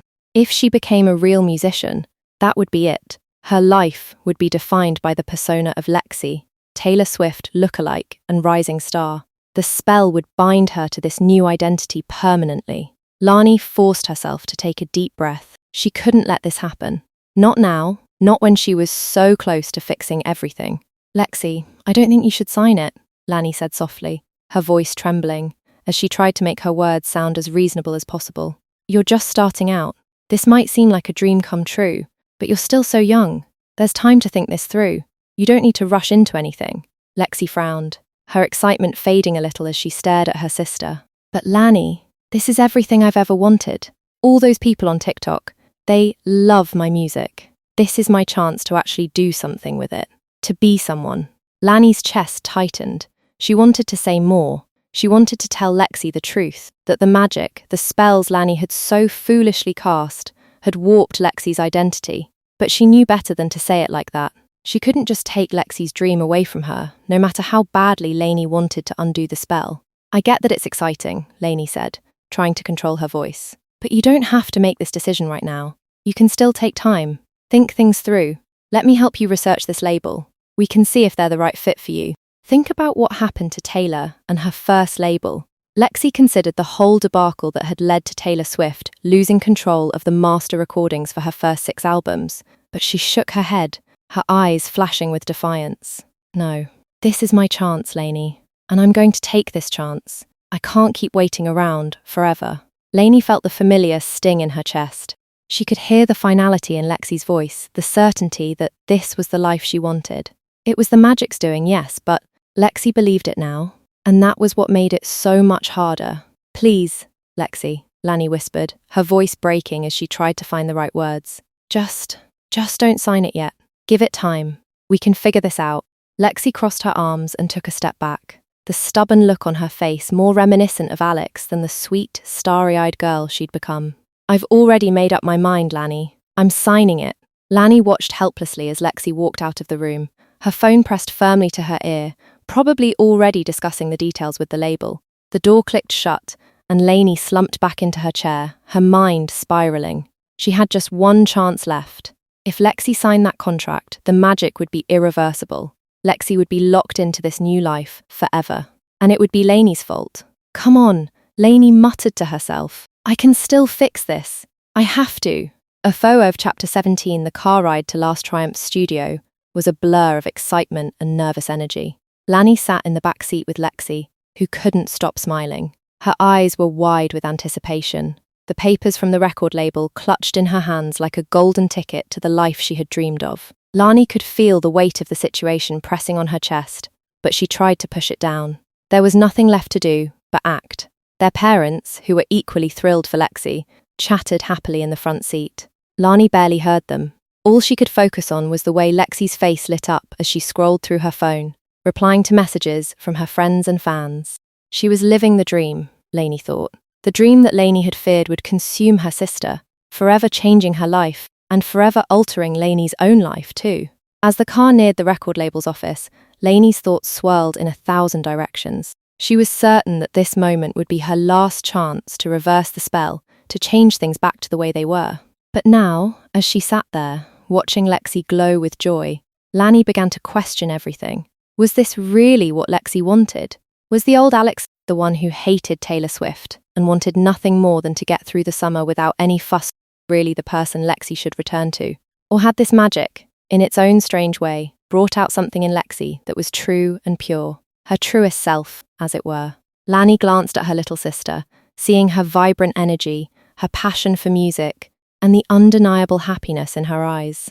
Alex had never been this happy. He had always been serious, always so focused on school and responsibilities and that stupid cursed football team he loved. But Lexi was a star, a real one. She was living out her dreams. Lanny thought back to her own dream, the one that had haunted her for days, of Lexi signing her name in the spellbook with that glitter pen, of Lexi choosing to stay this way, to live her life as a 13-year-old Taylor Swift superfan and rising star. In the dream, Lexi had been happy. Maybe this was the life she was always supposed to have, and Lainey had just been too scared to see it. As the car pulled up to the building, Lainey's mind was made up. She would no longer fight the change. If Lexi was truly happy, then maybe it was time for Lainey to accept her new sister, her real sister, and let go of the past. But to do that, she needed to be free from the weight of Alex's old identity. Without thinking, Lani began to quietly recite an incantation under her breath. Her fingers clenched around the pages of the spellbook in her bag, feeling the cool weight of the pages pressing into her skin. She began to speak, the words flowing softly but steadily. But these weren't the words of her reversal spell. Lani glanced at Lexi, really looked at her. The way she was beaming, practically glowing with excitement and possibility, made Lani realize she was making the right choice in her heart. Maybe this was who Lexi had always been meant to be. A spell could still work, but not the one she'd originally planned. This was a different spell, a sigil. It would help Lani embrace the person Lexi had become by blocking any memories that she'd ever been anyone else. Not Alex, not the original version of Lexi that Lani had transformed her into, just this Lexi. Because this Lexi was happy, and Lani couldn't take that away from her. Lani's fingers trembled as she whispered the final words to her new spell. The magic hummed faintly in the air, almost as if it was listening to her decision. Lani took a deep breath, steeling herself for the consequences. "Done," she whispered. As they stepped out of the car and entered the building, Lani felt a strange sense of peace wash over her. She couldn't explain why. She just knew she was excited to watch Lexi follow her dream, without a doubt in her mind. Inside the office, the producers were waiting. Lexi sat down, eyes sparkling with anticipation, and began to look over the contract one last time. For reasons she couldn't quite explain, Lainey's hands were shaking. Still, she couldn't help but smile. Lexi was truly happy. "Lainey, come here," Lexi called, waving her over. "This is it, my big moment. Can you believe it?" Lani smiled, stepping forward to stand beside her. "I'm so proud of you, Lexi. You've worked so hard for this." Lexi grinned, her eyes glistening. "I'm doing this for us. You and me." Lani felt her heart swell. Lexi was on the way to becoming everything she was meant to be. Lani was proud to call her sister, proud to watch her step into her new life. With a final nod from the producers, Lexi signed the contract, her glitter pen trailing over the paper with a flourish. Her parents signed as well, using much more normal pens. Lani watched with a smile on her face. As Lexi stood up and wrapped Lani in a big hug, Lani couldn't help but whisper, "I'm so proud of you, Lexi. You're incredible." I know, Lexi giggled, squeezing her tightly. "And I'm just getting started." Low of Chapter 18 following the signing of the record contract and the recording of Lexi's first few official tracks, things had settled into an oddly peaceful rhythm.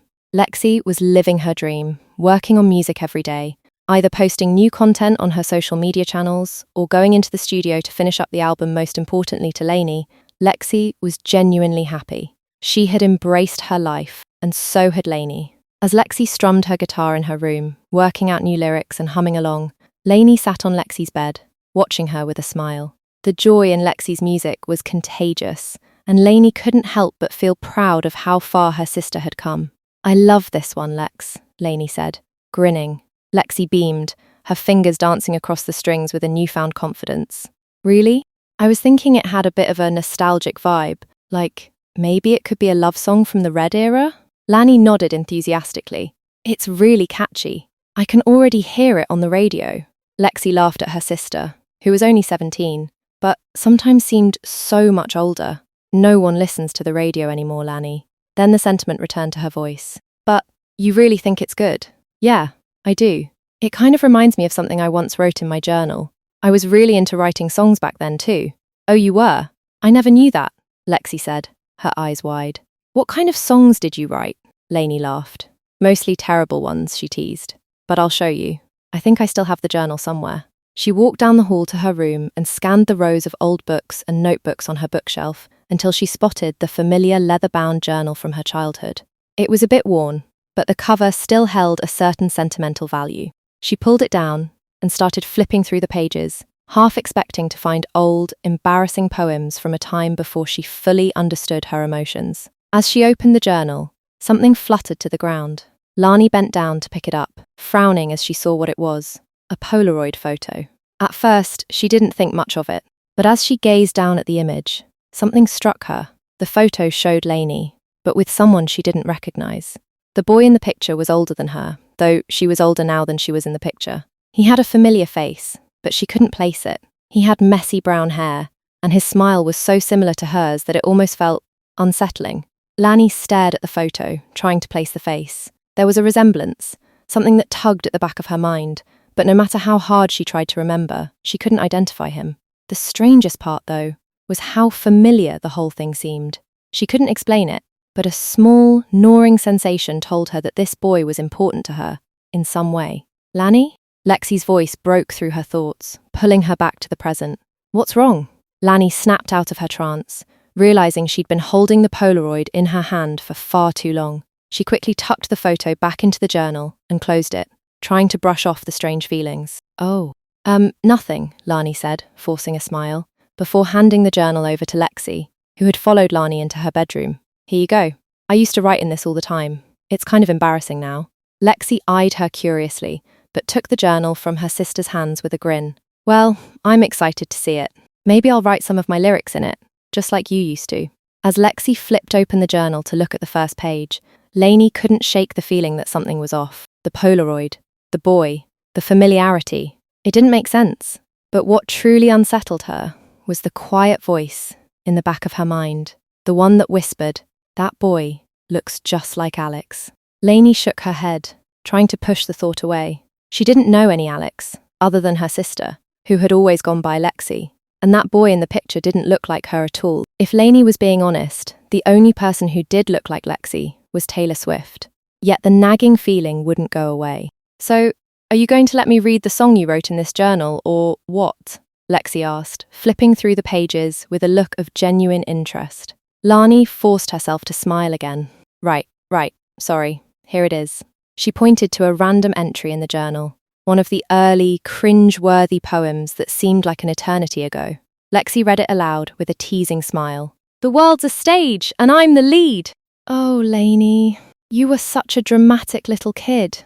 Lainey laughed, trying to push aside the strange feeling that had overtaken her. She watched her sister, so comfortable in her own skin, so happy. She didn't even mind that Lexi was making fun of her old poetry. Even Lainey had to admit, it was terrible. Nothing like the beautiful lyrics that Lexi wrote. Still, the photo stayed in the back of her mind, like an itch she couldn't scratch. And as the day went on, and Lexi played her new song for Lainey again, something deep inside her couldn't quite shake the feeling that something wasn't quite right. Of Chapter 20, The Evening Sunset, filtered softly through the curtains of their living room, casting a warm glow on the walls, but Lani barely noticed. She sat at the desk in the corner, her fingers tapping nervously against the surface as her thoughts spun wildly around the Polaroid, the boy, and that nagging name Alex that echoed in the back of her mind. The more she tried to push it away, the more it consumed her. Lexi was at the sofa, strumming on her guitar, trying to get it perfectly in tune, oblivious to Lani's growing unease. Lani's mind kept circling back to that photo, that familiar face in the picture that seemed like a phantom from a life she couldn't remember, one that was slipping further and further away from her grasp with every passing day. The boy in the picture looked so much like her, like someone she should know. And that name, Alex. Was it possible that her mind had blocked something out, something that she didn't want to acknowledge? Her gaze flickered back to Lexi as she lost herself in her music. Lani felt a deep pang in her chest. She loved her sister, this bright, happy, creative Lexi who was chasing her dreams. But somewhere deep inside, something felt off. She had to get to the bottom of this. Lexi's full name is Alexandra, Lani repeatedly thought, the name boring a hole into her brain, though no one, not even their parents, ever called her Alexandra or Alex. But she's always been Lexi. But what if she hadn't always been Lexi? The thought whispered to her mind like a secret she wasn't ready to hear. What if there was a time before Lexi? A time when her sister had been someone else? Someone named Alex? Lani froze. The whisper of the thought startled her. What if Lexi had once been Alex? Lainey's head began to spin, and she shook her head in an attempt to clear the fog. No, that's impossible. She stood up suddenly, pacing back and forth in the room, trying to piece together the fragments of her thoughts. She couldn't ignore the feeling that something was slipping through her fingers. The way Lexi acted, her excitement, her love for Taylor Swift, the way she'd embraced this new opportunity, had it always been this way? Or was there a time, somewhere deep in her subconscious, where Lexi had been someone else entirely? But her heart pounded as the pieces began to fit into place. The photo, the boy who resembled her, could it really be Alex? From a time when things were different? Could something have altered Lexi and altered Lainey's memories of Lexi? Lainey felt a sudden wave of panic. If Lexi Alex had really been someone else, could she still be Alex? Was there a part of her still buried deep inside that remembered who she had been before whatever happened? She snapped back to reality when she heard Lexi humming a melody, completely unaware of Lani's inner turmoil. Lani's hands trembled as she grabbed her phone, her fingers hovering over the screen. The Polaroid was in the back of her mind, and she couldn't stop the flood of emotions that came with it. The boy in the picture, had he really been some other version of Lexi? Or maybe he was just some distant cousin or family friend that she didn't remember. But if she didn't remember him, why had she thought of the name Alex when she saw him? Lani, are you okay? Lexi's voice brought her back to the present. Lani turned to see her sister watching her, eyes filled with concern. For a moment, Lani couldn't speak, the question on the tip of her tongue, but too much to ask. Yeah, I'm fine, Lani said, forcing a smile. I just got lost in thought for a second. You know how it is. Lexi smiled warmly. I get it. Sometimes I get so lost in writing that I forget where I am. It's like everything else disappears for a while. She paused and then added, Hey, I've been thinking about that song I showed you earlier. What do you think of maybe recording it as a bonus track? I've got a really cool vibe for it. Lani nodded, though her mind was still spinning. The thought of Alex, the thought of Lexi, and the overwhelming uncertainty left her feeling confused and scared. Yeah, that sounds amazing. You've got something special, Lexi. I'm sure people will love it. But deep down, Lainey wasn't sure anymore. She couldn't shake the feeling that there was a deeper truth lurking just beneath the surface, and that Lexi, who was so happy and so confident in her budding stardom might not know the whole story. Lani excused herself and sat on her bed, staring at the journal that still lay in her lap. She opened it again, flipping past the pages of song lyrics and poems she had written as a child. She stopped when she reached the very last entry, the one she had written so long ago, when she was young, full of dreams and questions about herself. Then, when she went to put it back on the shelf, she noticed something else. A book she didn't recognize. It looked old, older than her journals. She slid it off the shelf and looked at the cover. Mr. K, Enchanted. Her heart was racing as she flipped through its yellowed pages. It appeared to be a spell book of some kind, not a movie tie-in or a children's plaything, but an actual book of magic. Lani couldn't deny it any longer. Something had changed.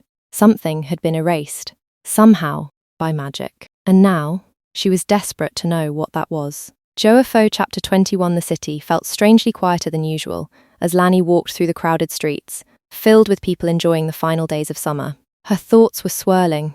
She'd never been one for mystical things, let alone anything to do with fortune tellers or tarot cards.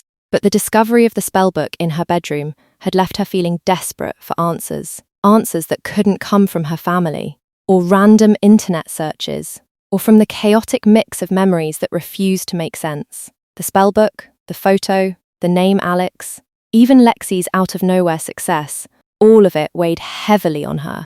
She needed something more than just her own confused thoughts to untangle what had happened.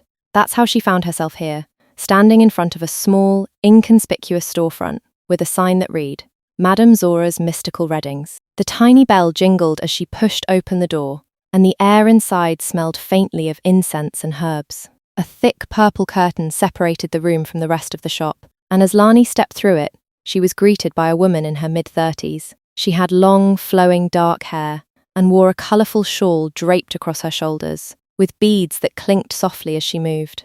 "Ah, welcome, dear," the woman said with a smile, her voice smooth and calm. "You're looking for answers, I take it," Lainey nodded, trying to hold back the nervousness that bubbled in her stomach.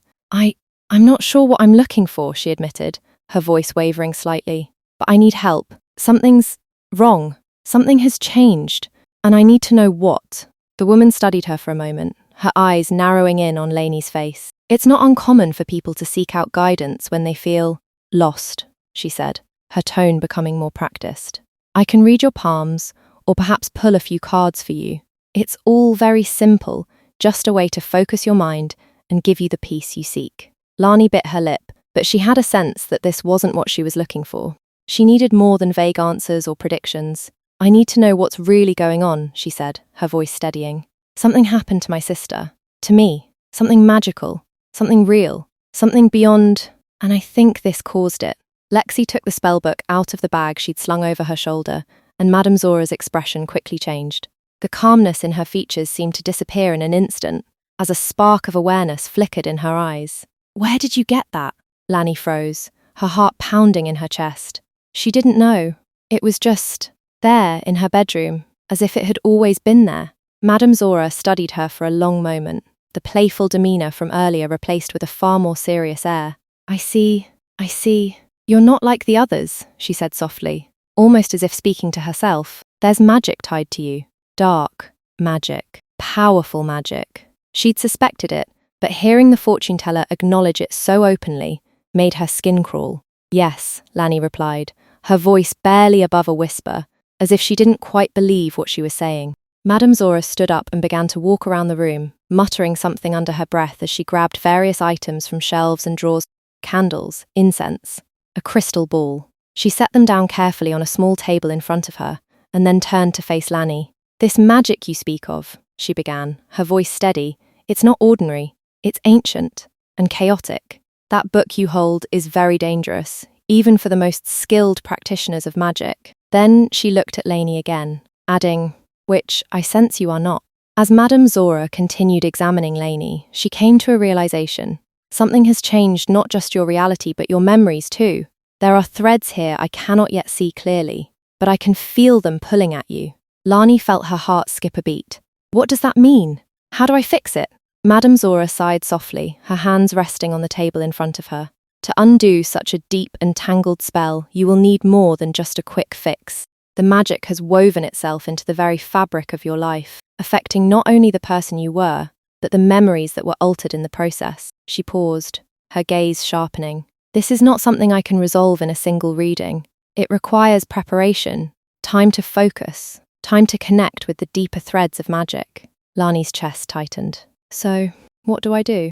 "I can't give you the answers you seek today," Madame Zora said, her voice soft but insistent.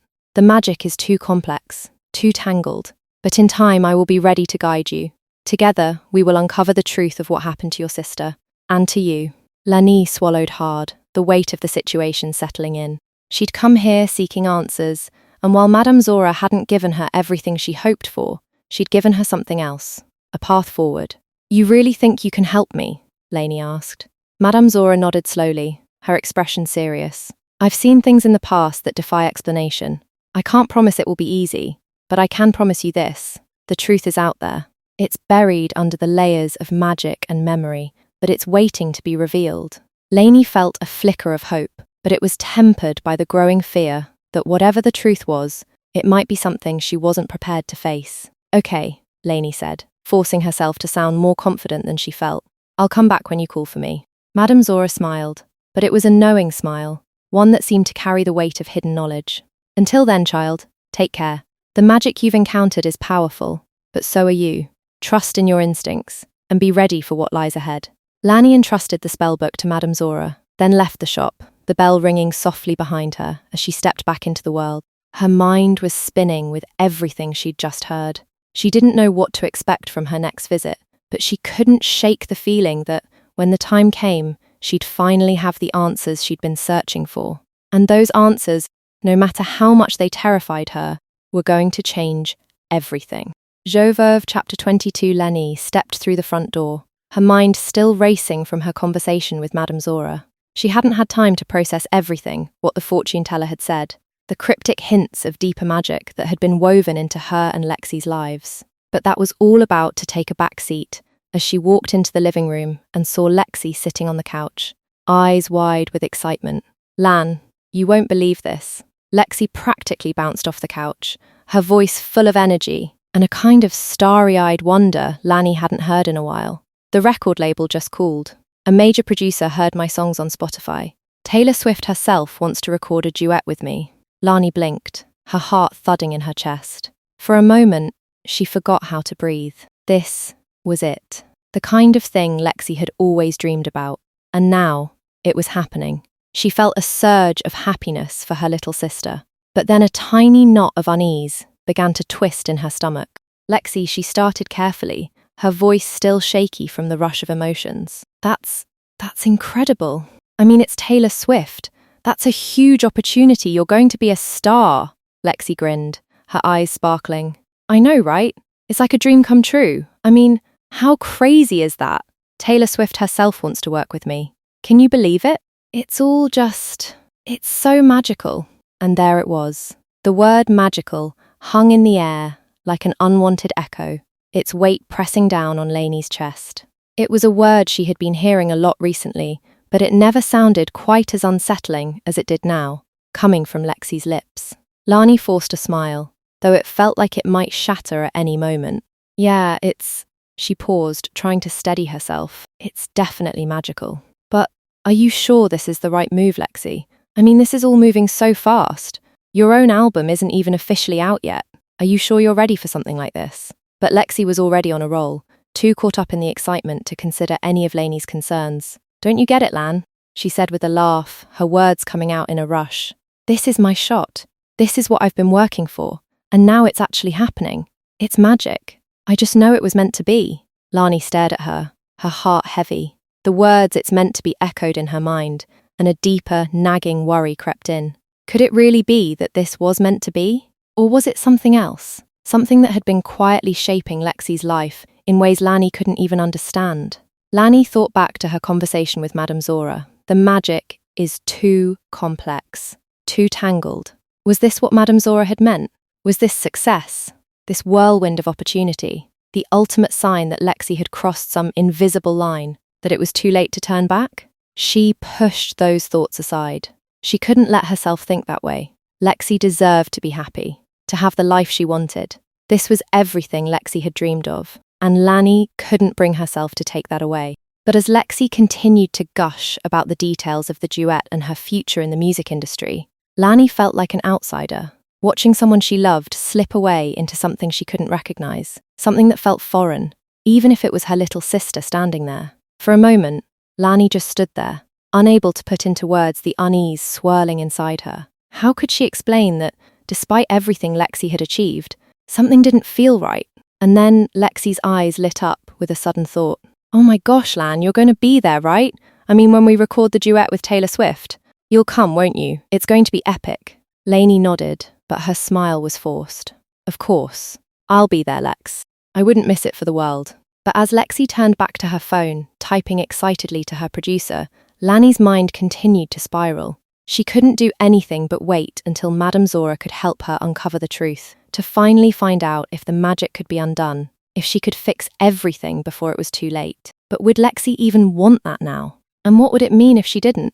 The thought gnawed at Lani as she watched her little sister, so full of energy and promise, oblivious to the tangled threads of magic that had shaped her new reality. And as Lexi hummed to herself, already lost in plans for the future, Lani couldn't help but wonder if the person she'd once known as Alex had been left behind forever. Gorvov, chapter 23. Lexi was sitting at her vanity in her bedroom, surrounded by notebooks filled with lyrics she couldn't seem to finish. The pressure of her upcoming duet with Taylor Swift weighed heavily on her, but it wasn't the kind of pressure Lexi had ever expected to feel. This wasn't excitement anymore, it was a constant feeling of frustration. Every lyric she wrote felt wrong, every line too forced, every melody too flat. Nothing seemed to capture the magic she was supposed to be feeling. Her guitar sat neglected on her bed, her fingers running absent-mindedly over the edge of the strings. She needed something. She needed help. Lexi sighed, rubbing her eyes, and then, after a moment's pause, she turned to the door. "Lanny?" she called. Lainey, who had been pacing the hallway nervously, came into Lexi's lair without hesitation. She had been reflecting on the unsettling changes in her little sister, but the sight of Lexi, her sister, who had always been so carefree fiddling with the guitar, clearly overwhelmed, pulled at Lainey's heart. "Yeah?" Lani asked softly, walking over to where Lexi sat, her expression a mix of concern and affection. "Can you help me with the song?" Lexi asked. There was a subtle vulnerability in her voice, a stark contrast to the confident girl who had been sharing her big news all week. "I don't know, it's like, I know I want this duet to be perfect, but nothing feels right. It's like I'm trying to write from a place that doesn't make sense." Lanny sat beside her, her heart aching for Lexi. She hadn't seen her little sister struggle like this before, and it made Lanny wonder if the whirlwind of success had become too much too soon. She took a deep breath, trying to organize her thoughts. She had so many things she wanted to say, but she had to choose her words carefully. There were so many emotions swirling inside her. "Lexi," Lanny began, her voice soft but shaky. "I've been thinking a lot about everything that's happened these past few weeks. I mean, everything's been moving so fast, hasn't it?" She hesitated, glancing at Lexi, whose eyes were full of hope, but also a quiet fear Lainey hadn't seen before. "You've gone from just being my little sister to all this. It's like you're living a dream, and I'm so happy for you, really. But I wonder sometimes if it's happening too quickly, if it's too much, too soon." Lexi looked at Lainey, her expression softening. "What do you mean?" Lainey's eyes started to well up with tears, the overwhelming flood of emotion catching her off guard. "You're so young, Lexi. You're still only 13. This success, all the attention, it's a lot. And She trailed off, her throat tightening. "I don't want you to lose yourself in it, you know? I don't want you to grow up too fast. I don't want you to forget that you're still my little sister." The words came out before Lainey could stop them. They felt raw and unfiltered, like she was confessing something she hadn't even known was bothering her until it spilled out all at once. For a long moment, Lexi said nothing. She just looked at Lainey with those wide, understanding eyes. Then, slowly, she set the guitar down beside her and wrapped her arms around Lani in a hug. "I'll always be your little sister, Lani," Lexi said quietly, her voice gentle and reassuring. "You're the one who's always been there for me. No matter what happens, I'm still me, and I'll still need you, no matter how big my dreams get." Lani hugged her back, relief flooding through her, but there was also something else, something unsettling. Lexi's words were comforting, but they also sounded too certain, too unaffected by the complexity of what Lani had just shared. It was as if Lexi didn't quite feel the weight of what Lani was saying, like she was too wrapped up in the magic of it all to truly understand. For a moment, Lani held on to her little sister, wondering if this was all real, if this was really Lexi. But as she pulled away, she forced a smile, wiping at the wetness under her eyes. "Thanks, Lex," Lani said, her voice thick but steadying. "I needed to hear that." Lexi smiled, her eyes still bright. "Of course, Lan, you're the best big sister ever, and I know everything will work out." Lani nodded, but inside, she felt a cold shiver of doubt. Was she overreacting? Was she just being protective, like any big sister would? Or was there something deeper going on, something she still didn't fully understand? As Lexi picked up her guitar again, strumming a few more notes with renewed energy, Lani watched her, still feeling unsettled. Something about the way Lexi said those words, "I'll always be your little sister," made Lani wonder if there was more at play here than she realized. A part of her, deep down, was terrified that Lexi's life, her identity, was slipping further and further away from whoever she might have been before magic entered their lives. Lani didn't know how to fix it, or even if it could be fixed anymore. But as Lexi started to hum along with the guitar, her voice carrying the same carefree melody Lani had always known, She couldn't help but wonder if the magic had already taken root too deeply, in a way that would change everything, forever. "Hey, Lan?" Lexi's voice pulled Lanny from her thoughts. "Yeah?" Lanny looked up, forcing herself to focus. "Can you help me with one more thing?" Lexi asked, her face lighting up. "I'm thinking of a chorus that could go with the duet. Want to help me finish it?" Lanny smiled faintly, trying to shake the unease from her thoughts. "Sure, let's figure it out together." Lovov, Chapter 24. The house was quiet, everyone fast asleep. But Lanny lay in her bed, staring at the ceiling, the weight of everything pressing down on her chest. She had barely slept for the past few days. Each time she closed her eyes, the same question echoed in her mind. What have I done? The events of the past few weeks, the whirlwind of Lexi's fame, her transformation, her success, had felt too unreal. Last Triumph had released Lainey's record on Spotify, and even did a short vinyl run, mostly because Lainey wanted a vinyl copy of her own album, so she could put it on her shelf next to all her Taylor Swift vinyls. It was supposed to be a happy moment, not just for Lexi, but for the entire family. She couldn't shake the feeling that the deeper she looked into it, the more it spiraled beyond her control. Lexi was still Lexi, but something was off. Something had changed in the core of who her sister had once been, and Lanny wasn't sure she wanted to find out what that meant. That's when the call came. The fortune teller. Lanny had been avoiding it, hesitating, because deep down, she feared what the woman might say. But something urged her to pick up the phone. Her hand shook slightly as she pressed it to her ear. "You've been waiting for the truth." The fortune teller's voice came through, smooth yet mysterious. "I can help you understand. Come to me tonight." Lanny's heart raced. She wasn't sure what she expected, but now she knew she couldn't put it off any longer. If there was a way to fix it, whatever it was, she needed answers. She didn't waste a moment. Slipping out of bed, she grabbed her jacket and slipped out of the house, careful not to wake anyone. The night air was crisp against her skin, and as she made her way down the street, a gnawing anxiety started to settle in her stomach. What would she find out? Would it be worse than she imagined? The fortune teller's shop was in a tucked-away alley in town, a place she had passed countless times, but never entered. As Lanny approached, the dim light in the window flickered, casting an eerie glow on the cobblestone path ahead of her. She knocked twice, as instructed. A moment later, the door creaked open, revealing the fortune teller, her face barely visible in the dim light. "You've come," the woman said, her eyes glowing with an unsettling intensity. "I see the threads of fate have already begun to unravel for you. Step inside, child." Lanny hesitated, but only for a moment. She stepped into the dimly lit room, the air thick with incense and the soft hum of an unseen energy. The fortune teller led her to a small table, draped with velvet cloth. Strange symbols were drawn across the walls, and the low light of candles flickered in the shadows. The atmosphere was both strange and strangely comforting, like stepping into a world beyond the one Lanny knew. "Sit," the fortune teller instructed. Lanny obeyed, her mind swirling with questions. The woman placed her hands on the table, then pulled out the spellbook, already open to a specific page. Her fingers tracing an invisible pattern in the air between Laney and the book, as if she could see a connection Laney couldn't quite grasp. "The magic that altered your sister's life. This magic, this very dangerous spell is still within you," the fortune teller began, her voice low and cryptic. "But it's tangled with another."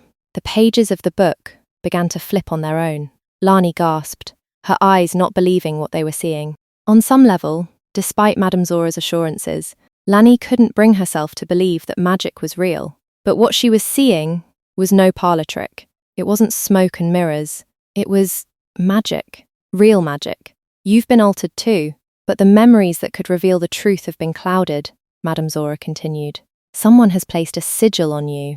Another tangle in this twisted magical web. I can't undo all of it, but I can show you the truth. The full truth." Lani's heart pounded in her chest. "How?" The fortune teller's lips parted into a thin smile, her eyes now glowing with an almost unnatural light. "Close your eyes," she said. "Trust me." Lani did as she was told, though her pulse quickened in anticipation. The fortune teller began chanting softly, words Lani couldn't understand, and suddenly, the room around her seemed to shift. The air thickened, and a hazy image appeared in her mind, a memory, but not her own. There she was, standing in her room, holding the ancient spellbook, the same one sitting in front of her on the table now. She was casting the spell with a look of determination on her face, The familiar words came from her lips, words that had once felt so absurd, so impossible. The transformation, the spell, the magic swirled around her as she spoke the words. But then something changed. A shadow appeared, a ripple in time, something that shifted the course of her actions. As the spell finished, Lani gasped in horror as the image of her brother Alex, her older brother, morphed into Lexi. The image shattered. The room around her cracked like glass, and she felt herself fall into the past that had been erased from her memory. In that instant, everything clicked into place. The sigil was broken. She could remember Alex, her brother, not Lexi. Lani's eyes snapped open. She was back in the fortune teller's shop, breathing heavily, her heart racing. Her mind was spinning with the weight of what she had just seen. She saw the truth. She saw how the spell had been cast, and how everything had unraveled. Because of her. Do you understand now? The fortune teller asked softly, her voice almost like a whisper. Lani nodded, though the shock still lingered in her veins. Alex, her brother who had been lost in the transformation, in the spell she had cast in desperation, selfishly, just because she wanted to go to a concert. And now, Lexi's life was growing far beyond Lainey's control, all because of the spell Lainey had foolishly cast to try and fix her initial mistake. It wasn't fair, Lainey thought. This wasn't how things were supposed to go. She just wanted to go to a concert with her brother. You need to reverse it, Lainey whispered, her voice barely audible. Please, I have to make it right. The fortune teller's eyes softened, but there was no sympathy in her gaze, only understanding. The magic is not so easily undone, child. To fix one part is to unravel the whole. You must decide, do you truly wish to return what was lost? To give up all that has been gained? Lani's chest tightened. Could she really reverse the spell? Should she bring back her brother? Or had she truly created something better for her sister? Something that was all Lexi's own? Before she could answer, the fortune teller's voice echoed in her mind. Remember, you can't undo fate. Only choose which path it leads you down. Lani stood up slowly, the weight of the decision pressing on her. The truth had been revealed to her, but now she had to decide. Would she fight to reclaim Alex? Or let Lexi's future unfold as it had already begun? The choices lay in front of her like two diverging paths, and neither felt like the right one. Foo Chapter 25. Lani sat in the quiet kitchen, the soft hum of the refrigerator, the only sound breaking the silence. The sun was starting to set, casting a warm, golden light through the windows, but Lani couldn't shake the chill that had settled in her bones. Her mind raced, torn between the truth of what she had done and the undeniable bond she felt with Lexi, who had flourished into someone unrecognizable, yet so full of promise. After the fortune teller's cryptic message, Lani knew she couldn't keep wrestling with this on her own. She needed someone to talk to, someone who wouldn't judge her or get lost in the magic of it all. She needed her mother. But how could she explain it? How could she possibly tell her mum the full truth without shattering the fragile reality they'd all built since the summer began? There was no way to undo what had been done without unraveling everything. The transformation had been so deep that Lani didn't even know where to begin.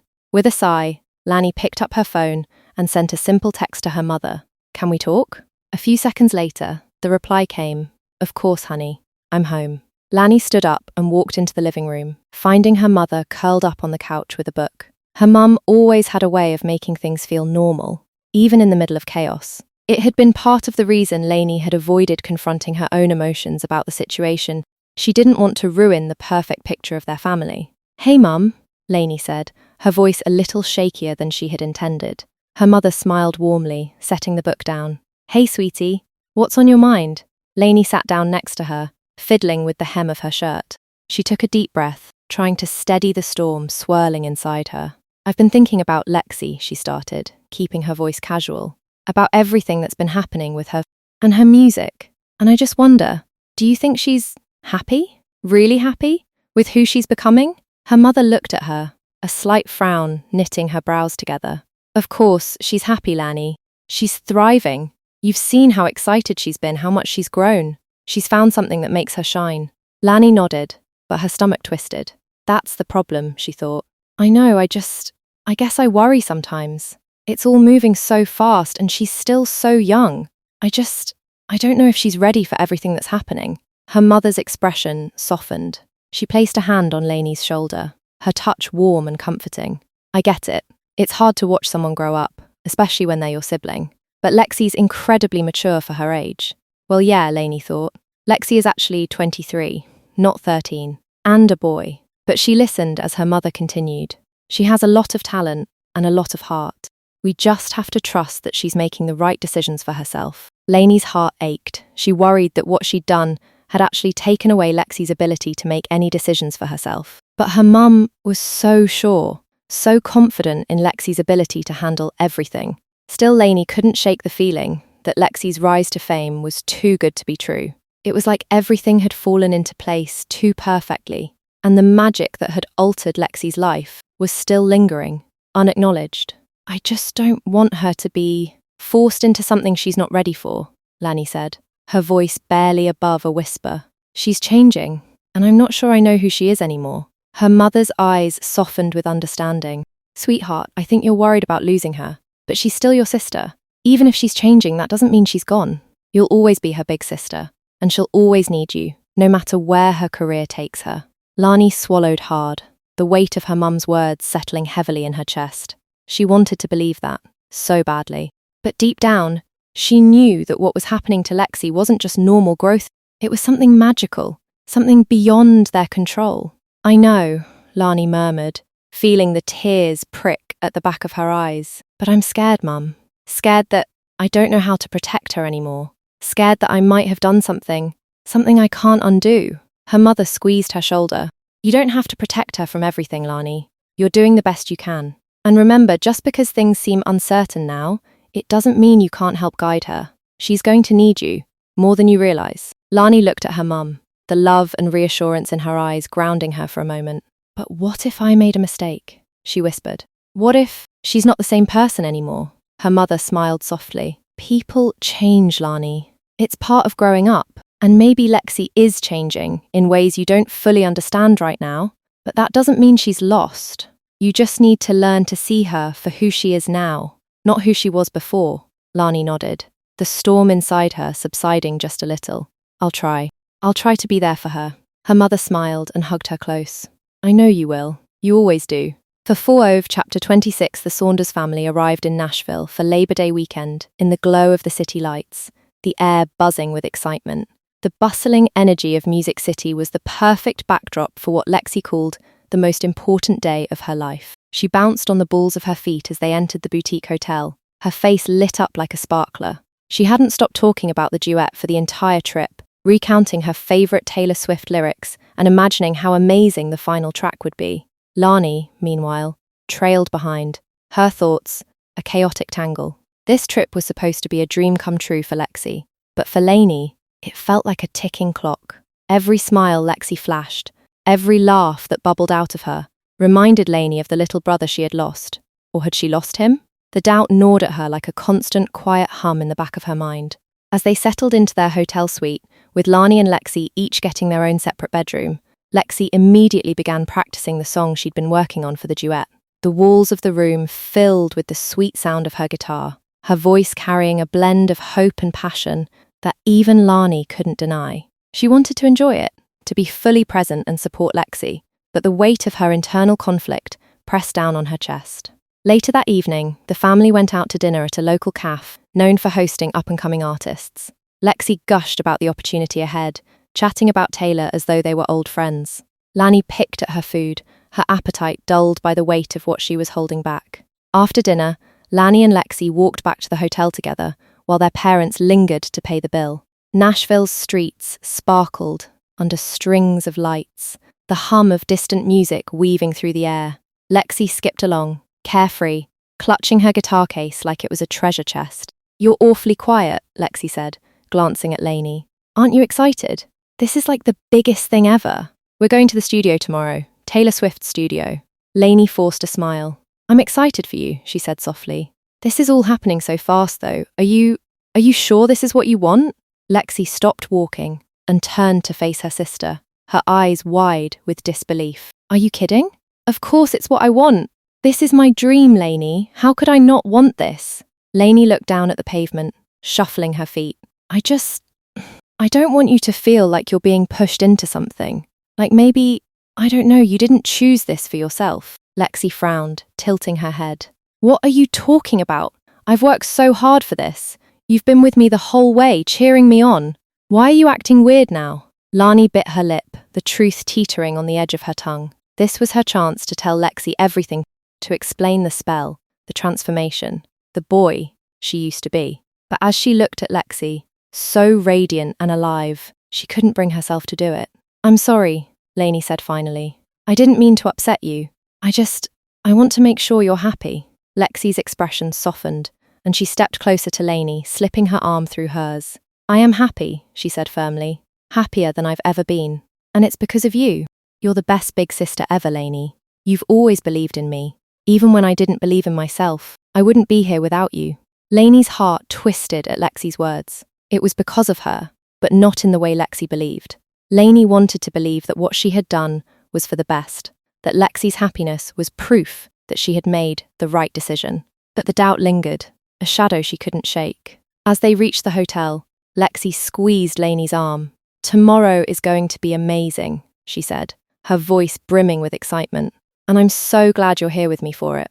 Lainey managed a smile, though her heart felt heavy. Me too, she said.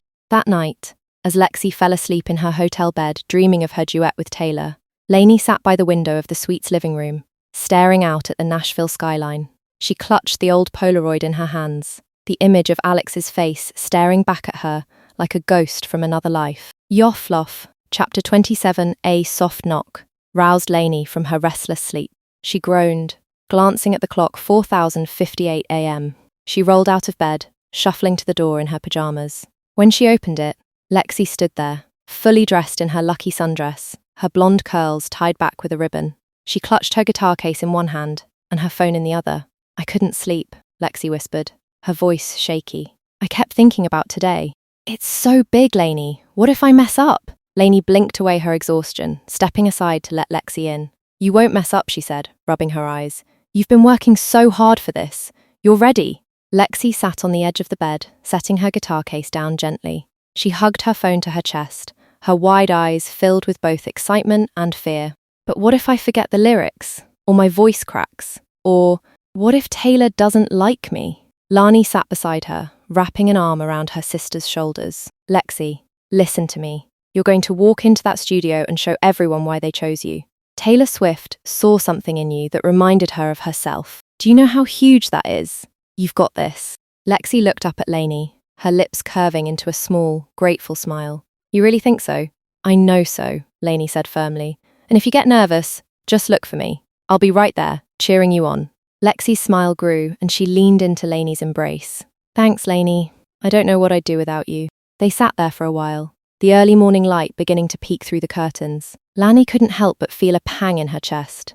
Every moment she spent with Lexi made it harder to reconcile her doubts about the magic. Even if she, or Madame Zora, or someone else could figure out how to reverse what Lani had done, how could she take this happiness away from her sister? Could she guarantee that Alex, her older brother, would ever be this happy? And if Lainey was able to reverse the spell, would Alex remember his time as Lexi and remember what he had lost? No. What was taken away from him by Lainey? Lainey's mind swirled as she listened to Lexi ramble, then practice, then ramble again. By the time their parents woke up, Lexi's nerves had settled, and she was buzzing with excitement again. They grabbed breakfast at the hotel before heading to the studio. The building was sleek and modern, with a giant glass front that reflected the Nashville skyline. As they stepped inside, Lexi's breath hitched. A staff member greeted them and led them down a hallway lined with platinum records. When they reached the studio, Taylor Swift herself was waiting. Lexi froze in the doorway, her eyes wide as saucers. Oh my gosh, it's really you, Lexi whispered, her voice barely audible. Taylor smiled warmly and extended a hand. And you must be Lexi, she said. I've been looking forward to this. You make some really beautiful music. Lexi's cheeks flushed, and she stammered out a thank you, her hands trembling as she shook Taylor's. Lani watched from the doorway, her heart swelling with pride. Whatever doubts she had, she couldn't deny how magical this moment was for Lexi. The session went smoothly. Lexi and Taylor harmonized beautifully, their voices blending like they were meant to sing together. Lexi's confidence grew with each take, and by the end, she was laughing and joking with Taylor like they were old friends. Lani stayed in the corner, her Polaroid tucked in her pocket, as she watched her sister shine. Whatever was ahead, she decided. She would be there for Lexi. She'd made mistakes, but Lexi was her family, and family meant everything. As they left the studio that afternoon, Lexi turned to Lani with a grin that could light up the world. "Did you hear us, Lani?" "It was perfect," Lexi said, twirling in excitement. Lani smiled back, her worries momentarily forgotten. "It was perfect," she agreed. "You were amazing." In that moment, Lani decided she wasn't going to worry about Alex or the spell, at least not today. Today was for Lexi, her incredible little sister, who had just lived her dream. Voth chapter 28. When the Saunders family returned home, life quickly resumed its usual routines, though, for Lexi and Lani, usual had taken on a whole new meaning. Instead of Alex returning to grad school, Lexi started 8th grade, stepping into the hallways of their combined middle and high school for the first time since her transformation. With her newfound fame, her confidence bolstered, and her Taylor Swift-like aura, she was an instant sensation. By the end of the first week, Lexi had firmly established herself as the most popular girl in the middle school. Her classmates swarmed her at lunch, peppering her with questions about her album, Nashville, the duet, and her connection to Taylor Swift. Even high school students whispered in the halls about her. Lani watched all of this unfold with a mix of amazement and protectiveness. While Lexi basked in the attention, Lani couldn't help but notice how some older students, especially boys, seemed to hover a little too close, or laugh a little too loudly at Lexi's jokes. After one particularly overwhelming lunch period, Lani found Lexi waiting by her locker, her bubbly demeanour slightly dimmed. "Hey superstar," Lani said, nudging Lexi gently. "What's up?" Lexi shrugged, fiddling with the hem of her cardigan. "It's just a lot, you know? Everyone's so nice, but it feels like, I don't know, like they want something from me. Like most of them only like me because of my music, or even only because of Taylor." Lainey leaned against the locker, her expression softening. "That's probably true for some of them, but not everyone. Your real friends, the friends you had before this summer, will see you for who you are, not just for what you've done. You just have to give it some time to figure out who those people are." Lexi nodded, her curls bouncing. "It's just hard. I mean, I love being here, but sometimes it feels like I don't know where I fit. Like I'm not just Lexi, I'm this version of Lexi everyone expects." Lainey's chest tightened.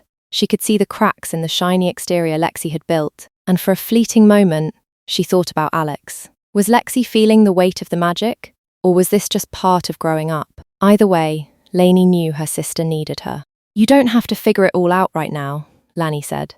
"And you're not alone, okay?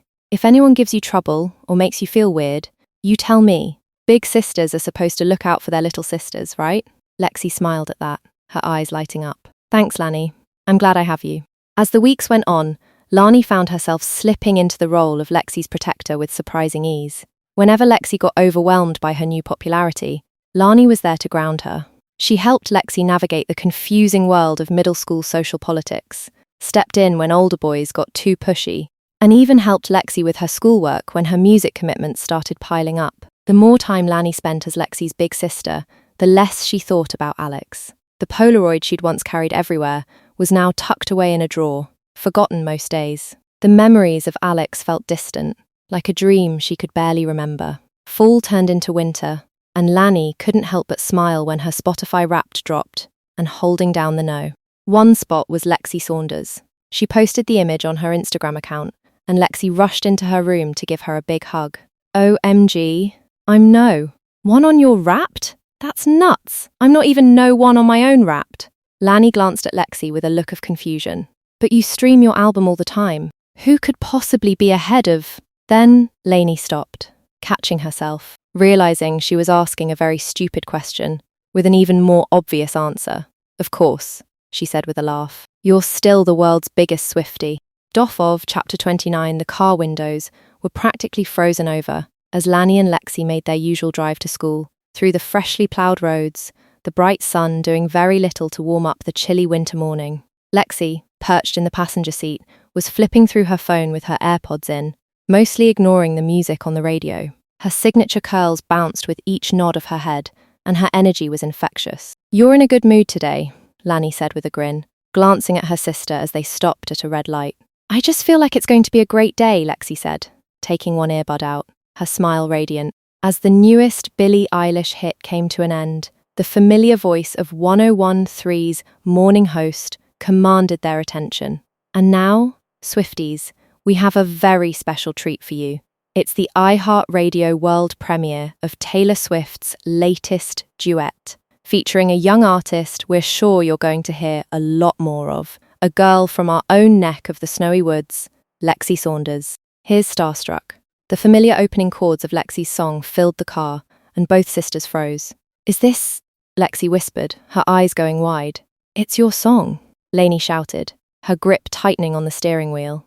Lexi quickly removed her other AirPod, dropping her phone in the process, in total shock at what she was hearing. Her voice, on the radio, singing alongside Taylor Swift's. It was real, and it was perfect.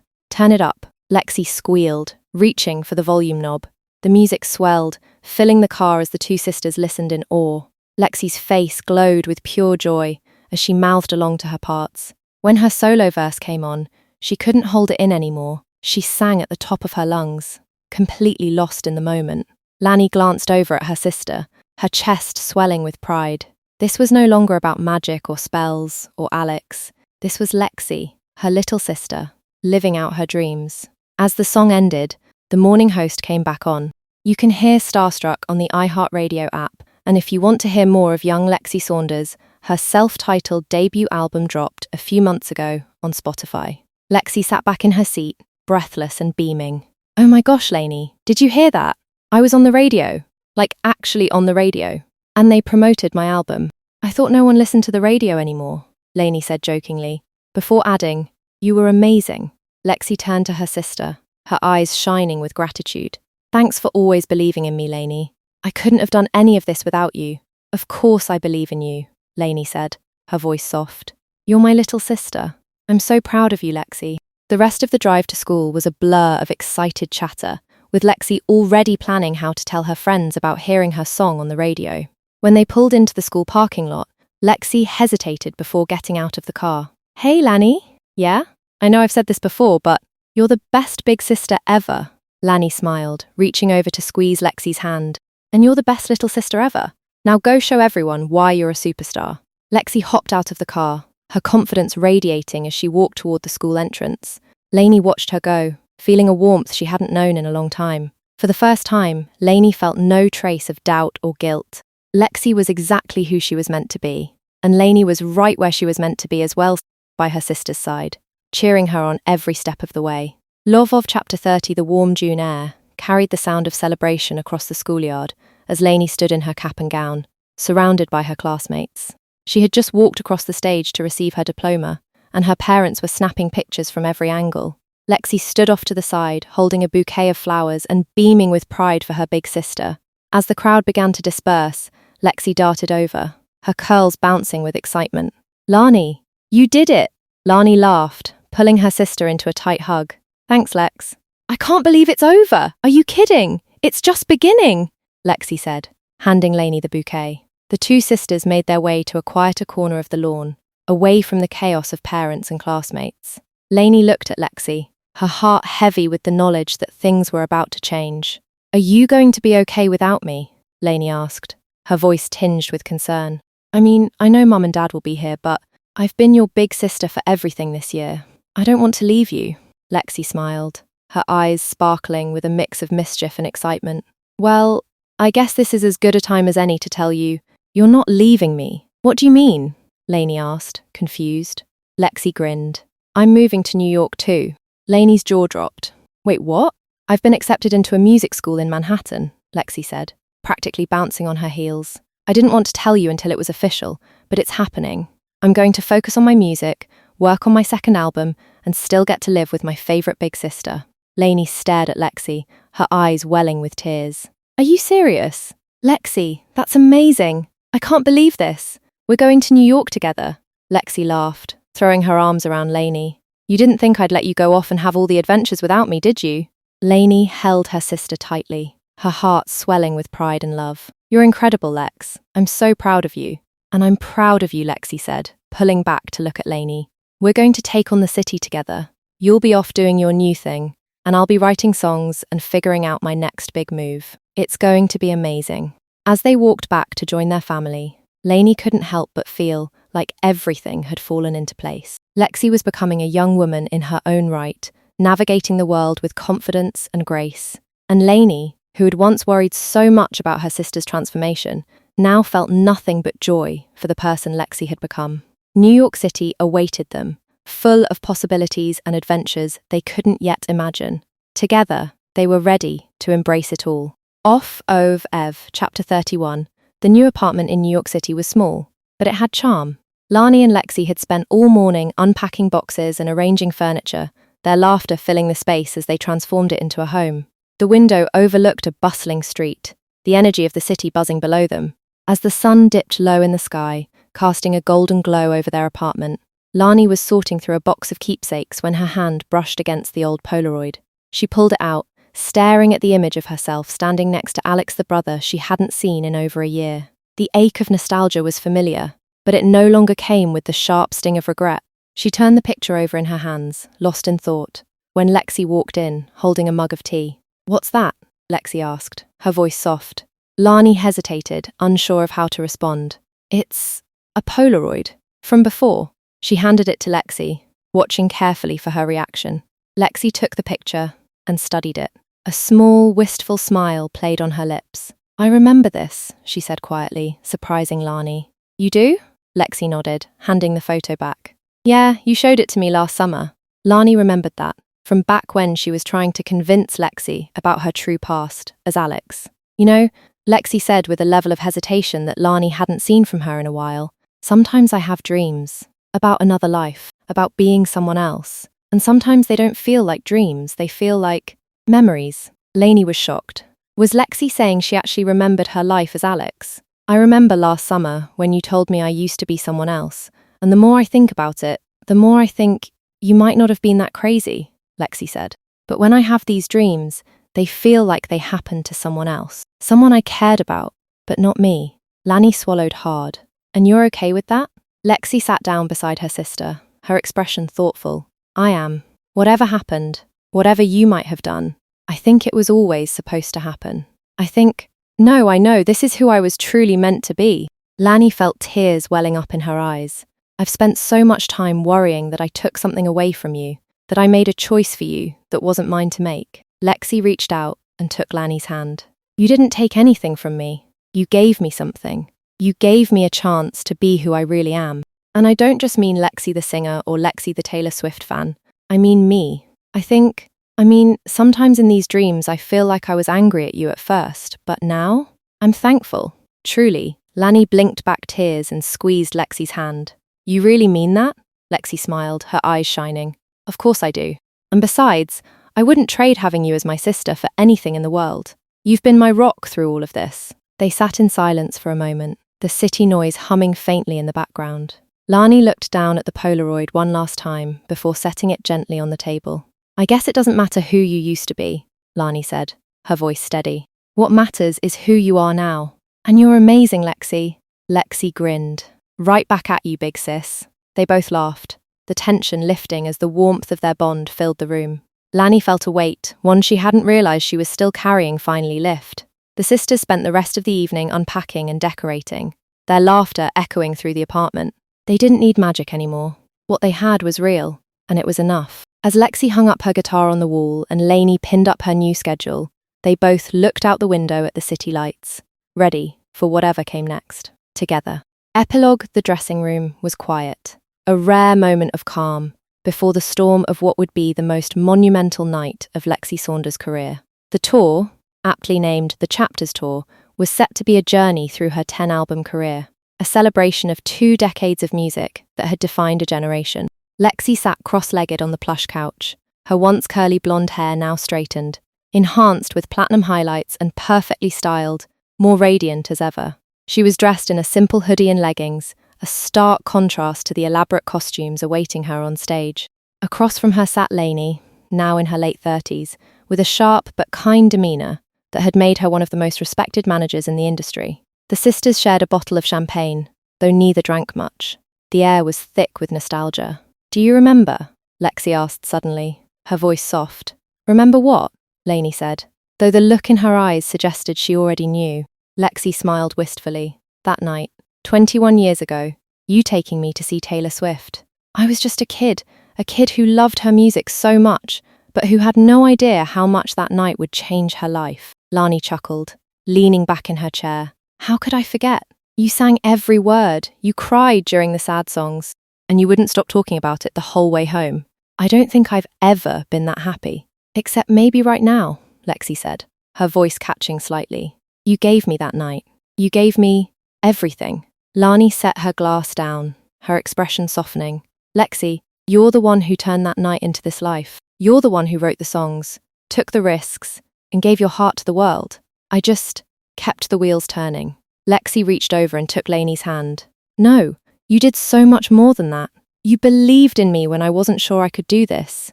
You fought for me when I didn't know how to fight for myself. And you've been by my side every single step of the way. I wouldn't be here without you. Lainey swallowed hard, her professional composure slipping for just a moment. Well, she said, her voice thick with emotion, I've always been proud of you.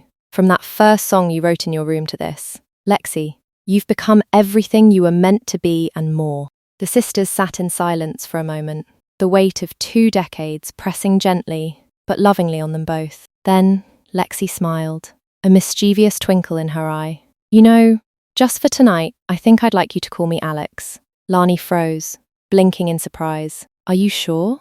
Lexi nodded. Yeah, it feels right.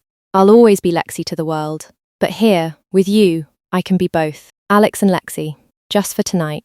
Lainey's lips trembled as she smiled. I'd like that. The two of them sat together, reminiscing about childhood memories, the ups and downs of Lexi's career, and the lives they'd built together. By the time the clock struck midnight, they were laughing like they were kids again. As Lexi stood to leave for a final rehearsal, she paused at the door and turned back to Lainey. Hey, Lani. Yeah? Thanks. For everything. Lani's eyes glistened, but she smiled. Always Alex. And with that, Lexi stepped into the bright lights of the stadium, ready to take the stage, knowing that no matter how big her world became, her sister would always be there, her anchor and her first true believer.